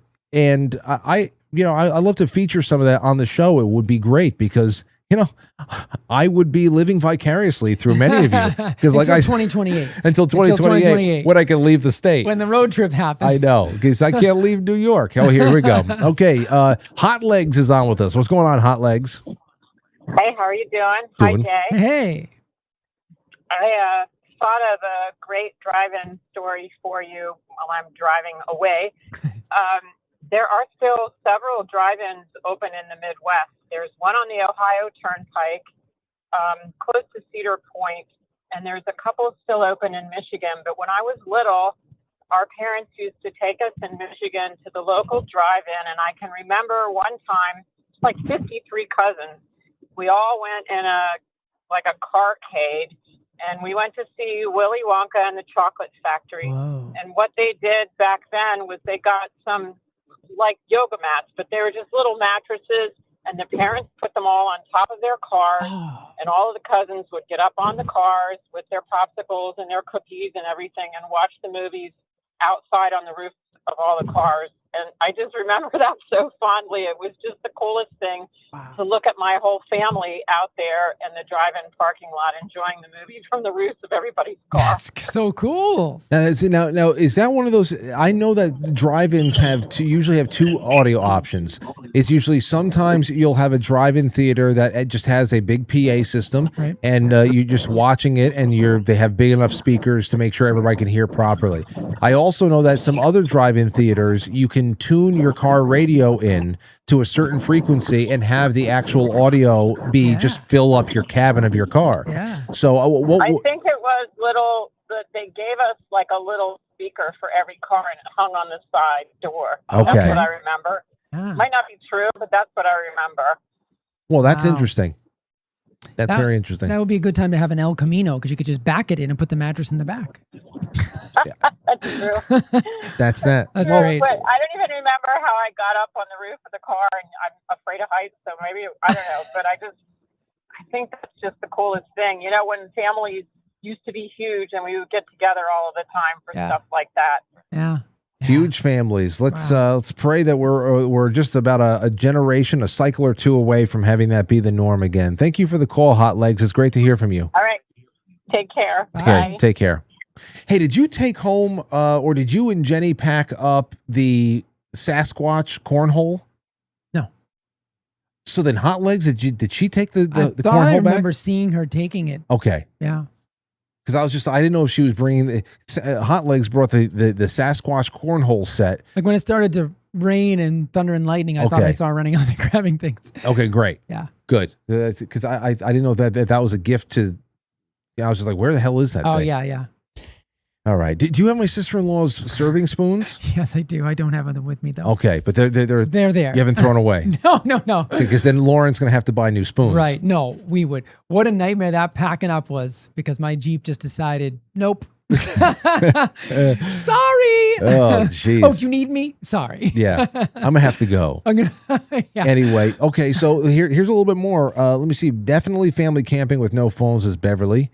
I've seen far too many Friday the 13th and other horror movies to go camping in the woods. I think. Hey, do you know that when I was a kid, my grandfather had a cottage in a little town in Massachusetts called Carver, and you know what the lake was called? What? Crystal Lake. Get out. Nope. Well, seriously. And I was too young. I hadn't seen those movies yet. But once I did, I was like, damn. I got to imagine there's a lot of crystal lakes. Probably, but still. Let me see here. Hold Very on. reminiscent. How many crystal lakes are there in the United States? It's probably thousands, I would say, right? There's no official count, but the U.S. Board of Geographic Names tracks over 130 distinct lakes named Crystal Lake. Only 130? That's not as many as I thought. We had a 1 in 130 chance of having Jason in our lake. I know. Frank. Unless there's a Jason in every Crystal Lake. I was right to be scared. There's Crystal Lake, Illinois is 238 acres. Ooh. Crystal Lake, Michigan is 9,800 acre deep glacial lake. Is Crystal Lake Carver, Massachusetts on there? Now I'm going to make you go look through the whole list, but I'm just curious. Hold on. Let me see here. Crystal Lake, what a Massachusetts. Let's see. this came. This is just from Google. Yeah. Massachusetts has at least 7 distinct named bodies of water called Crystal Lake. Okay. Across its counties. Let's see. So Haverhill, 175 acres. Okay. That's the largest crystal lake in Massachusetts. All right. That's Haverhill. Haverhill. If you're from Massachusetts. Listen, all the fucking. Do you know how long it took? It took me until I met one of my best friends in college. Her name was Megan. She was from Worcester. And, I was just gonna say it's not Worcester, is it? First of all, it took me a while. It took me a while for me to get her because she had every once in a while she had this accent that came through. Yeah. And when she said Worcester, it was very Worcester. Worcester. It's Worcester, Mass. So I was like, okay, so Megan's from Worcester.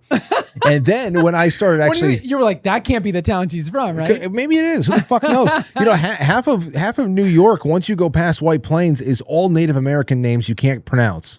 That's true. Yeah. The first time somebody sees Schenectady, or something else, or whatever the fuck, Tuckahoe. That's true. I don't know. That's lower though. But then it took me a couple of times, my first drives into New England, that I passed by Worcester, God knows how many times. I was like, I wonder where Megan lives. Because it's felt like it's like Worcestershire sauce. It can't be that. Worcestershire, and as a kid growing up, I don't have a Boston accent. Every once in a while, a word or two will come out. I catch it sometimes. Yeah, like rarely, right? Most people when I moved here didn't even know where I was from, but I have learned. I've learned the words as if they were spelled that way because I just heard them growing up. So I pronounce them as if I have a Boston accent, even though I really don't. Gotcha. And that's that's the downside of growing up there. Well, you have here for all the lakes, you have Orleans, Cape Cod, 38 acres, Newton, there's Palmer, there's Wakefield, there is Sudbury, there's Peabody. Yeah, Peabody. You gotta be kidding me. I'm just telling you. I mean, it's probably not how it's pronounced outside of Massachusetts, but in Massachusetts, that's Peabody. Peabody. That is for any normal person. Yeah. For any normal person. I said Massachusetts person, not normal. All right. For any normal person, that is Peabody. Okay, let me take a call. Have you seen Gloucester? You know what that looks like? It's like Gloucestershire. Same kind of similar thing as Worcester. It's a sauce. It's Gloucester. Anyway, okay, let's take a 575. You're on the air. Go ahead. Hello, Frankie. Hey, who's this? This is Blue Indian out here in New Mexico. Hey, what's going on there? Hey. What's going on there?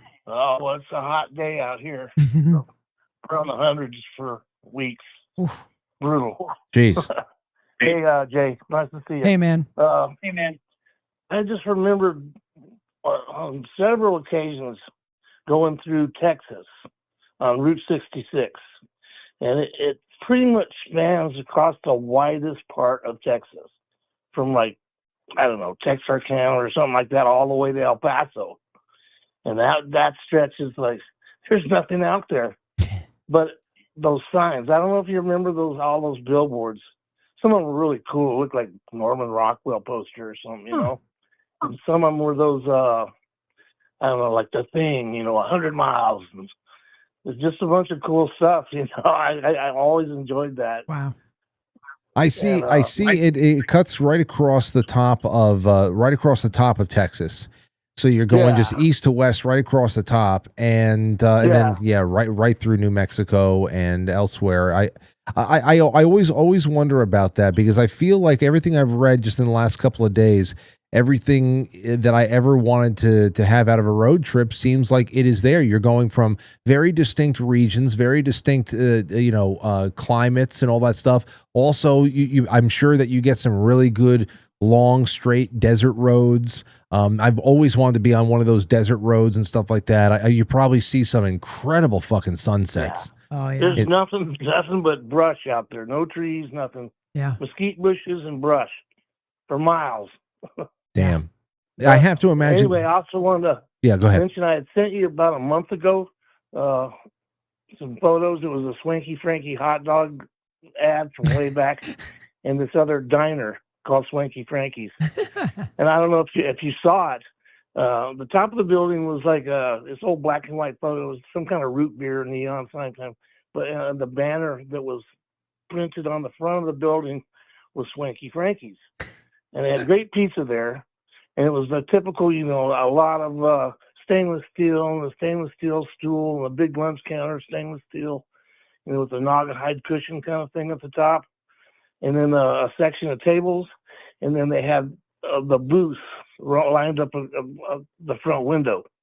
And I remember it had those, I don't know if you remember, there were like those little flip, they're like individual jukebox menus. Oh yeah. And you flip the little thing and you put whatever quarter or dime or something, and then it'd play at the table music on the big one, on the big Wurlitzer or whatever they had over in the corner. Oh, on the big And one. each Okay. table had one of those. Yeah, we had a couple of diners around here that up until maybe the last 15 years, they were still holding on to having jukeboxes right there at every table. Yeah, I remember and those. it never got much louder than what would but you can sit there and they never updated the CDs. And It's it'd so just be great though. You don't have to deal with other people's music. You can put your own on. right. Yeah. And there was decent selections, but that was something that we grew up with. I haven't seen that in years. We got REO Speedwagon's latest album on here. It's no point. Listen, if you wanted to, again, that's one of those things where if you wanted to sit down and have a dinner with somebody at a diner and just go on your phone and if it's a little bit too quiet there and stream a little bit of music to your phone, you can you do it as an acceptable. I think you can make that work comfortably. But thank you for the call. And I do remember that email, and I hope that people who find really interesting obscure places that have Frank names in it and all that other stuff, that you buy me a t-shirt and send it to me, and that could be your super chat for the month. I've seen a few of those. Please, by all means, that'd be great. All right. Okay. Well, I appreciate the show, and I love it when Jay's on. He's a smart guy. Oh, thank you, man. He's like your Ed McMahon to Johnny Carson. Oh gosh. Well, that would be that's a feeling I've always wanted to establish. Thank you for the call. Always wanted that. I always talk about how incredible it was, and I know everybody out there knows this too. To be able to have most of a nation, how late night we back in the day, yeah.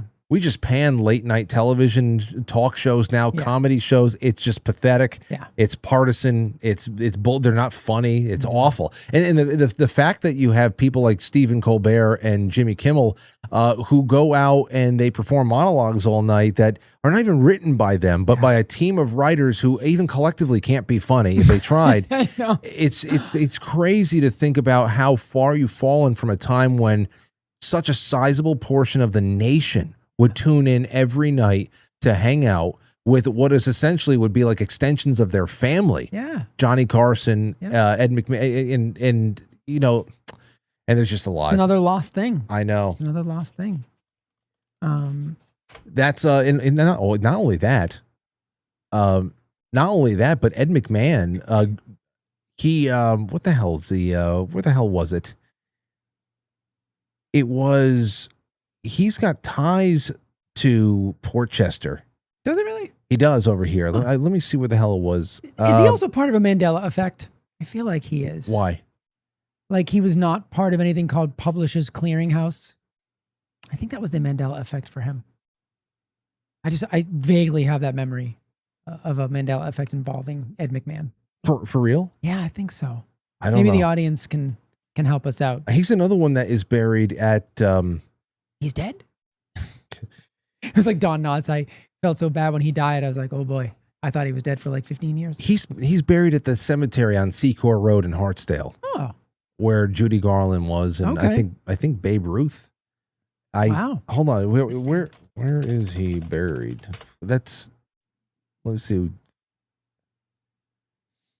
Forest Lawn Memorial Park. No. What? Who am I thinking about? Am I thinking about? If my mother is watching, she's got to text me right now. Who the hell am I thinking about? I thought that we saw him. Who did we see at Heaven's Gate or wherever the hell that was? I thought for sure that was Ed McMahon. Oh. It's not Ed Sullivan. Oh, wait. Could it be?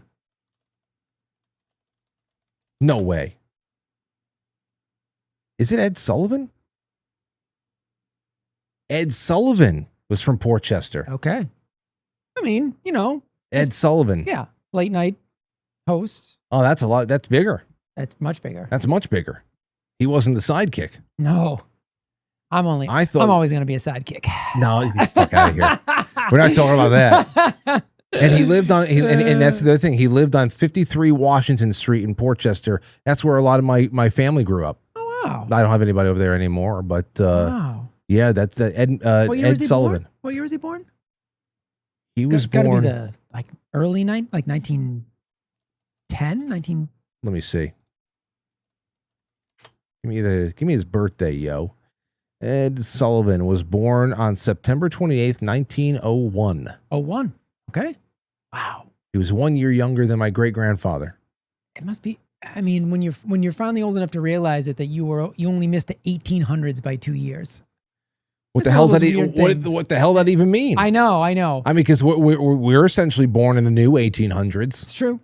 It's just like, what is that? Yeah, and that was a big deal when it crossed over to 2000. I mean, not just because of Y2K, but it was just like, we said this before. Like we're in the 20s again. When people refer to the 20s in 2076, and they're talking about the 60s and the 50s and the 20s.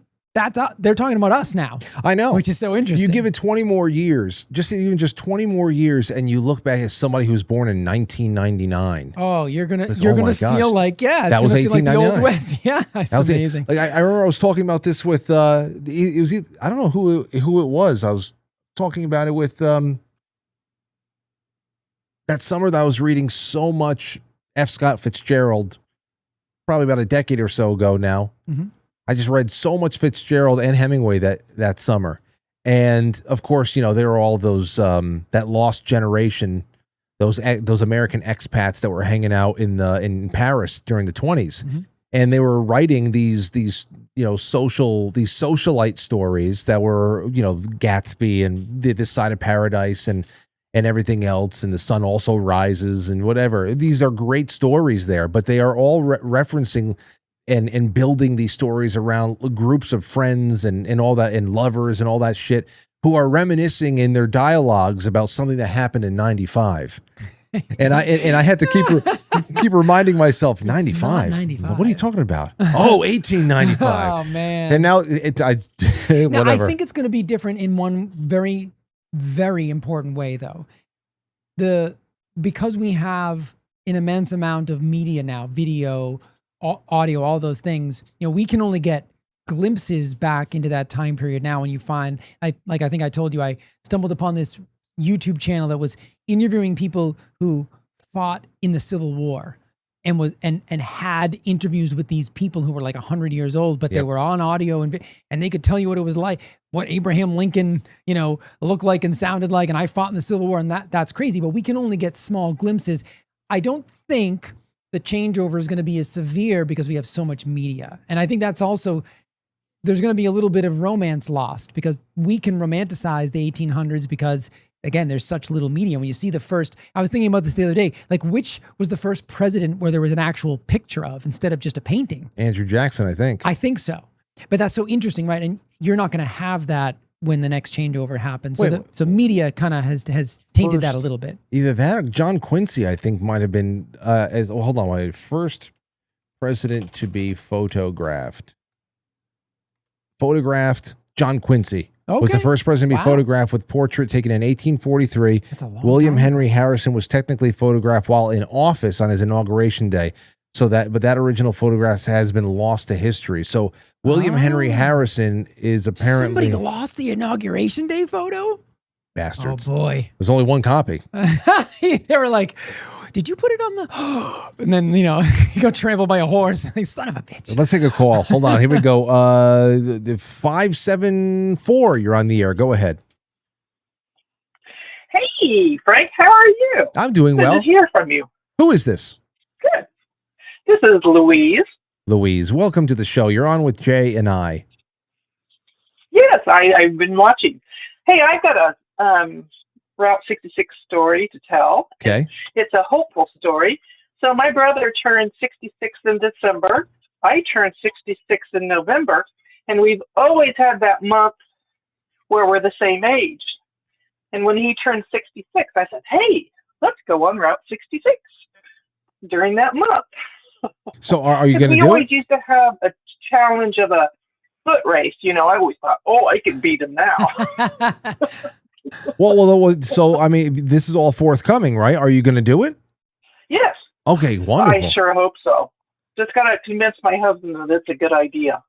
I mean, I would love to hear it. I mean, I don't know if you have to do the foot race the whole way, but you gotta do so. You have to at least if you guys have been talking about that, you and your brother at least got to do a couple of miles on it. Yeah. You have to just drive a couple of miles. You don't have to go the whole way if you don't have to, but I would say you have to get at least a few miles. Yeah, I don't want to go to California. Yeah, just do lunch or something, you know? Yeah. He lives in Texas and I live in Indiana, so we'd have to figure out some way to meet up. But it looks like a fantastic idea. Wow. Well, it looks like you could meet up. All my siblings are all for it. And if you go west and he goes north, you guys will meet somewhere in Kansas? Right? No, it looks like it runs through Missouri right into Oklahoma. Yeah, there you go. So I think that you guys should meet in where Oklahoma meets Missouri or something like that. Okay. Yeah. I want a picture. A great idea. Well, either way, take some pictures and let us know how it goes when the day comes, okay? Yeah. Hey, and we have an operating drive-in theater here. That's awesome. When was the last time you went there? It's 2 screens. 2 screens. When was the last time you went there for a movie? Oh, a couple of weeks ago. Oh, no, what'd you see? Disclosure. Toy Story.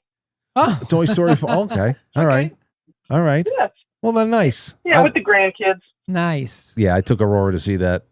Not Disclosure Day. No, not Disclosure Day. you know what it is? They have the best. One of their big claim to fame food is deep fried breadsticks. Oh. And you have a choice between marinara and cheese. Oh my God! Okay. Why can't I choose both? Don't make me choose. I want both. You can have both. Okay. It goes together. Okay, yeah. It goes together. Yeah. I like that. Well, thanks for the call, Louise. Please send me pictures. I want to see this. All right. Well, thanks, Frankie. You guys take care. And Jay, whatever your name is. You got I it. enjoy you too. Oh, thank you very much. The sidekick. I enjoy you too. I can't wait. I can't wait until Louise sends us those pictures because I want to see where they eventually choose for their destination for lunch. Yeah, I mean it's literally like you got Oklahoma, Kansas, and Missouri. There's like a moment there in Joplin, Missouri, or right around that area. That seems like a good place to meet. Yeah, it does. I don't want to plan your birthday for you, but do it. You know, what were we going to say? Speaking of marinara sauce and cheese and just like dipping and all that other stuff, I just got to say something real quick. Olive oil. You know that Greek olive oil that I had at the Spring Fling, and I gave a bottle or two away over here? Yeah. They were all gifts from an audience member named Lisa and her husband. I did a shot one of those VIP night. So then you know how good it is. Oh, yeah. Now, let me tell you something. Lauren told me this theory. I know we're going to go off the beaten path here, but we only have 15 minutes left, and I got to get this out.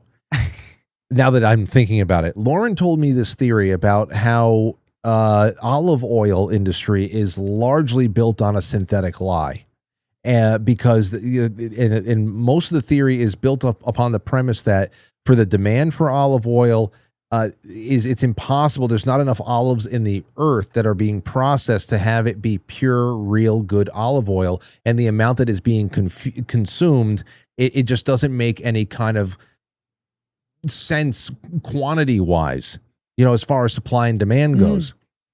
And you know what? I don't know how to verify that, but I'll tell you one thing, Jay. Since since Lisa, our audience member, and her husband sent me that olive oil from Greece, the Pylian estate olive oil, she sent honeys and all this other great stuff. Oh, I remember those too from the VIP night. Dude, ever since then, and we use it at the VIP night, the next day at the Spring Fling, I never knew how bad the quality of an average bottle of olive oil is everywhere. And let me just say, and why I know that is because it has become almost like a staple for me. Every once in a while, every day if I can, like around midday, if Lauren makes me a bowl of tuna fish, I'll eat it out of the bowl and I'll cut myself a slice of my sister-in-law's sourdough bread. She just made a loaf of sourdough honey oat bread It is so fucking good.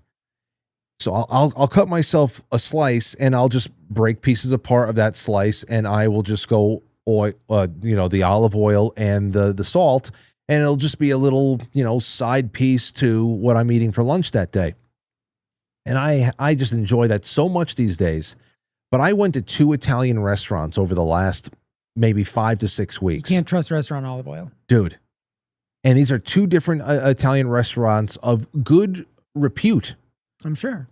And let me tell you something. I poured out a little bit of olive oil so that I can enjoy a heel of bread from the bread basket. And I will tell you, I recoiled twice.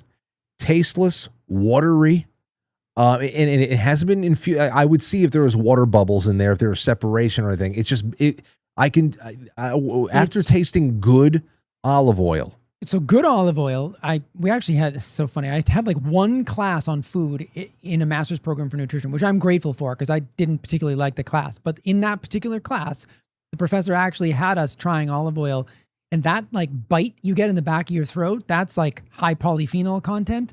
Most olive oils, especially in restaurants, they're going to go for the cheapest stuff. And the cheapest stuff, what you're probably tasting is it's cut with canola oil or some other oil. Oh. And as long as it's got a predominantly oleic acid, which is the main fat in the monounsaturated fat found in olive oil, as long as it's predominantly oleic acid, they'll call it olive oil, even though it'll be, I mean, you can even find ones on the shelf that say olive oil on the front. And when you turn it over in the back, they'll have other oils mixed in there to make, because those other oils are so ubiquitous and so inexpensive.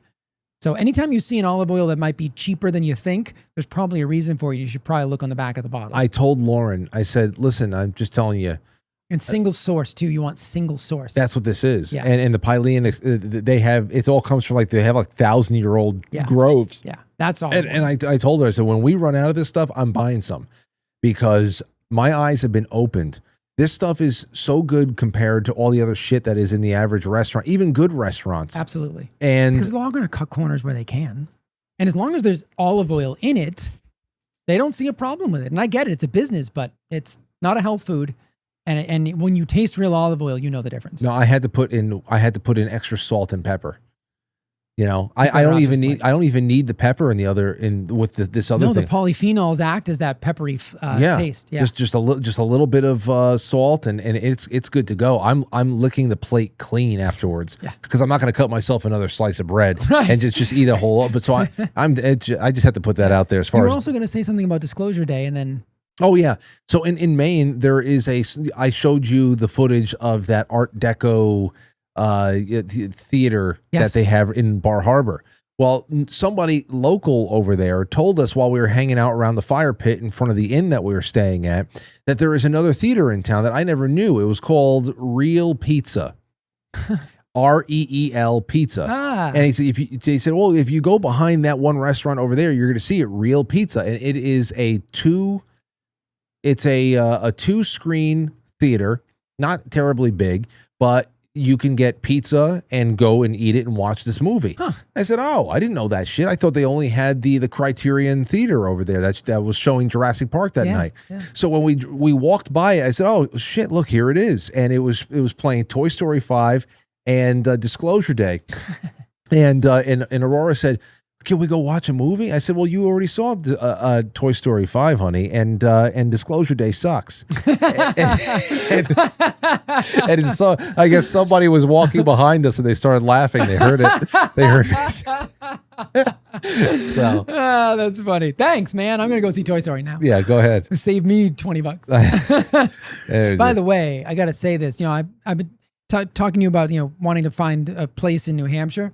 So randomly, I came across an Instagram channel, probably because I'm looking for houses. So Instagram's like, ooh, you're looking for, I got a place. They sent me an ad for a farmhouse in Maine. I wish that I wanted to live in Maine, because the things that are available in Maine, Frank, now this was Maine, like this was northern Maine. This was like next to Canada, Maine. It's like 25 acres on a lake, an old farmhouse. And it was like $170,000. Get out of town. Unbelievable. I mean, it looked like it hadn't been updated in probably 40 years. I mean, it needed It didn't need. I mean, it looked livable, but it definitely was not modern. It was like an old. It looked like a house like you grew up in the 70s and 80s. But I just couldn't believe it. I mean, there's a lot of reasons why Maine is not the choice and New Hampshire is. But I just thought, like, then I just said, just for fun of it, I'll look on the real estate. I'll look and see what's there in Maine, and there are because Maine's massive. There are so many places like that if you were good, if you were like a fixer-upper kind of guy, which that's not really my thing. I'm just not. It's never been my thing. You'd crush it up there because 25 acres on a lake, and you're looking across the lake at Canada, and you got 25 acres of a farmhouse. You're on like this little peninsula. I was like, man, that would be the perfect place for a retreat. Maine, Maine is absolutely mammoth. Yeah, it's so huge. It is so huge. This is what I'm talking about here. Again, when everybody talks about we know that overpopulation theories. Yeah. About they'll stop having children. There's too many people in the world. Yeah. You shut the fuck up. There's a lot of people in Beijing.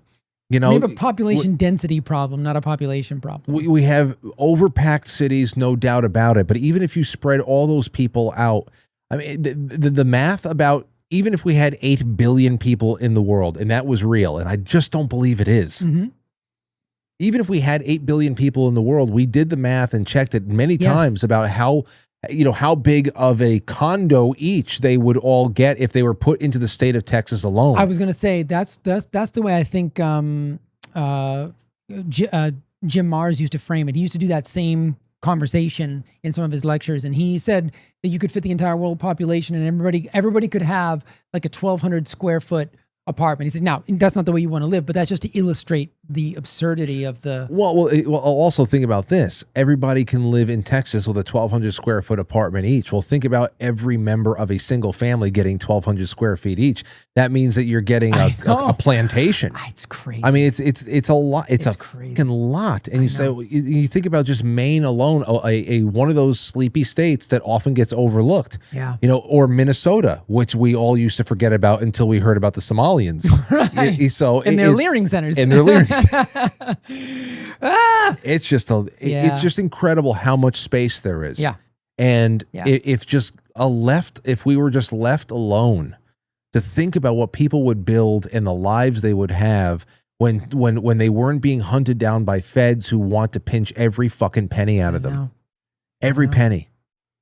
I know. Yeah. I don't know. It made me, I was like, man, can I do the main thing? But I don't know. Anyway, just because, someday, man, that's what we're talking about. Like we're talking about the road trip and bringing the show on the road.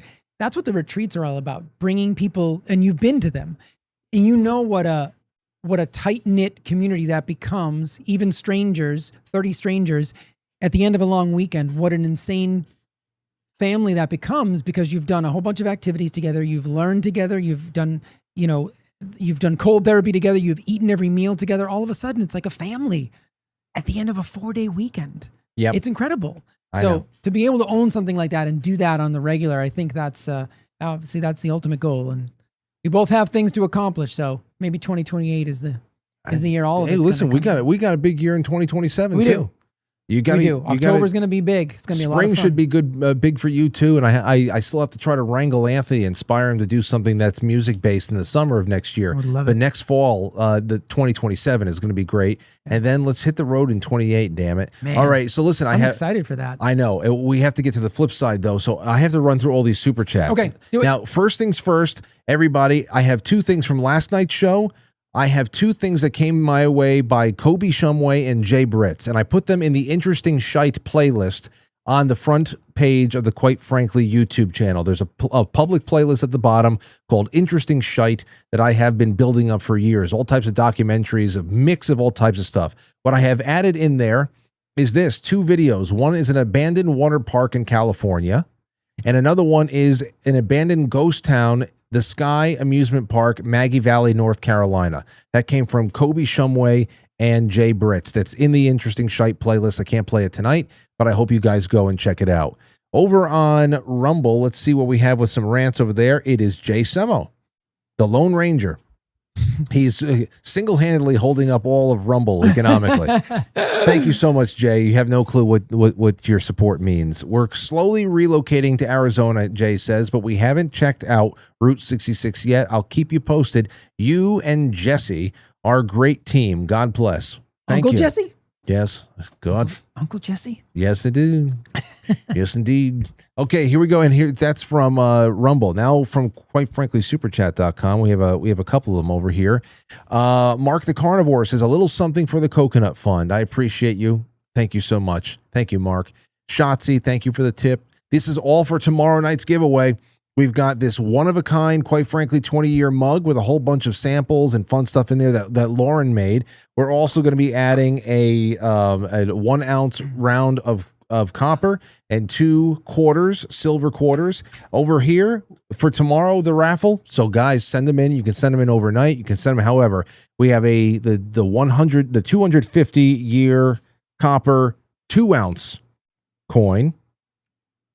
2-ounce coin and 2 more quarters, and that is going to be affixed to the official Quite Frankly July postcard. If you're a member of the Postcard Club on Patreon or Subscribestar, you're getting this month, and we have a couple extra every month in case people wanted some. You can always PayPal and say, hey, here's a PayPal tip, and send me one of those postcards. I'll make it for you. It's a whole bunch of fireworks, and there I am. There I am. That shit. Here I am.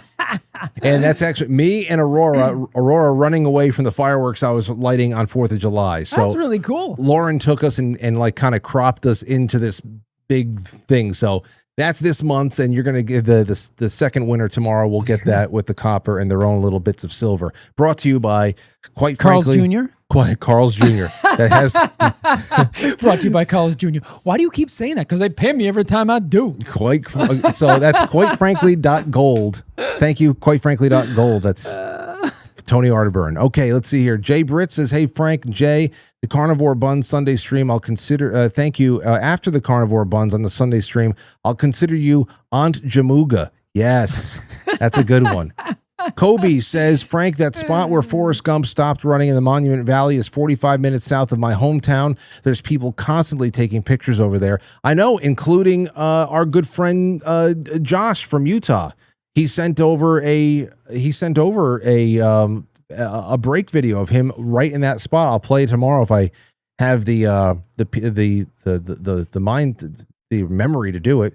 Wow. Stowstube says, Giuseppe J Gulinello once again, off to pilled I go. It's about that time, I think. What has he done? I have to go see. Okay, Joe Martinez, thank you, my friend. I love you out there. The Only Space Mummy says, the first time I've caught the show live for a while, I'm the guy who dumped the gallon of gravy in his pants. Oh. What? Well, it's good to have you back, Mummy. I hope you're doing well. Eli P says, great show, Frank. Glad I can catch it live again. I hope that we can find all of you guys watching live. I'm slowly making contact with people who have watched for a long time but have lost track of us, as well as also devising new ways of introducing this to new audiences. So I just want to make sure that the family is reunited in some significant way. Other than that, everybody else on Pilled, I'm dragging you over with us into the flip side right now, and I'll get in there. Thank you so much to, right off the bat, Tommy Jekyll, Corey J, Silly Boar, AC, Nathan W, Safety Net, Music Man, Squickly, Nathan again, Patriot, Ice, Filter Dog, Tommy Jekyll again, Awaken Boomer, Stowstube threw an EMP in there, changed the whole night around. Thank you so much, sir. Thank you to everybody. I appreciate you more than you know. NX17, Dean Z, Andrea D, and Dewdrop in the Sentinel. We'll read through all of those on what is essentially a third hour. Come to the flip side. We're going to first talk with a really good friend of ours who supported the Spring Fling in a big way. That is Ollie from Pharmalogical.com. You're going to want to meet him. He's a great guy. He'll be on for about 15, 20 minutes. And I think that you'd really appreciate him and all the work he does in putting together a great health promoting product in his bone broth, which I always have over here in case it's one of those nights. And I just wanted to drop it into a mug and get some of the hot water out there. And there you have it. Okay. Until tomorrow, We have a great guest on tomorrow. I won't tell you anything until it happens. Jay, healthreclamationproject.com. I appreciate you for your co-piloting tonight. My pleasure, my friend. My pleasure. Okay. Thank you all so much. We'll catch you on the flip. Look in the chat room for those links. If you don't see them, go to quitefrankly.tv and press play. Nighty night. I'll catch you on the flip side. Thank you again, everybody. And listen, from now until the end of next week, we have 7 more vintage, Quite Frankly episodes from September of 2015 into October of 2015, posting on Patreon, which is the only place that we can put the Quite Frankly classics. So if you're thinking about a way to support the show and perhaps sponsor us into those 2027 and 2028 ventures into Route 66 and beyond, then please go to quitefrankly.tv, check out the sponsor section, and if you want to hear and be along for the ride of reliving all of the Quite Frankly moments from 2015 on, go to patreon.com/Quite Frankly and become a Culture Club member. It's only $5 a month, and you get hundreds back. All right, talk to you soon.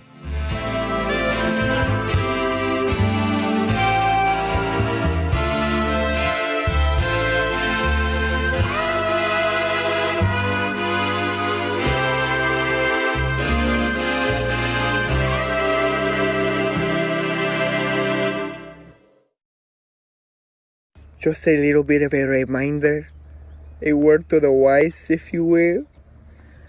Do not worry about the worries from yesterday. Leave it in the past. Move forward with confidence, because there are so many new things to be experienced today, new joy to be had. So move forward, be strong, and have a great rest of your day.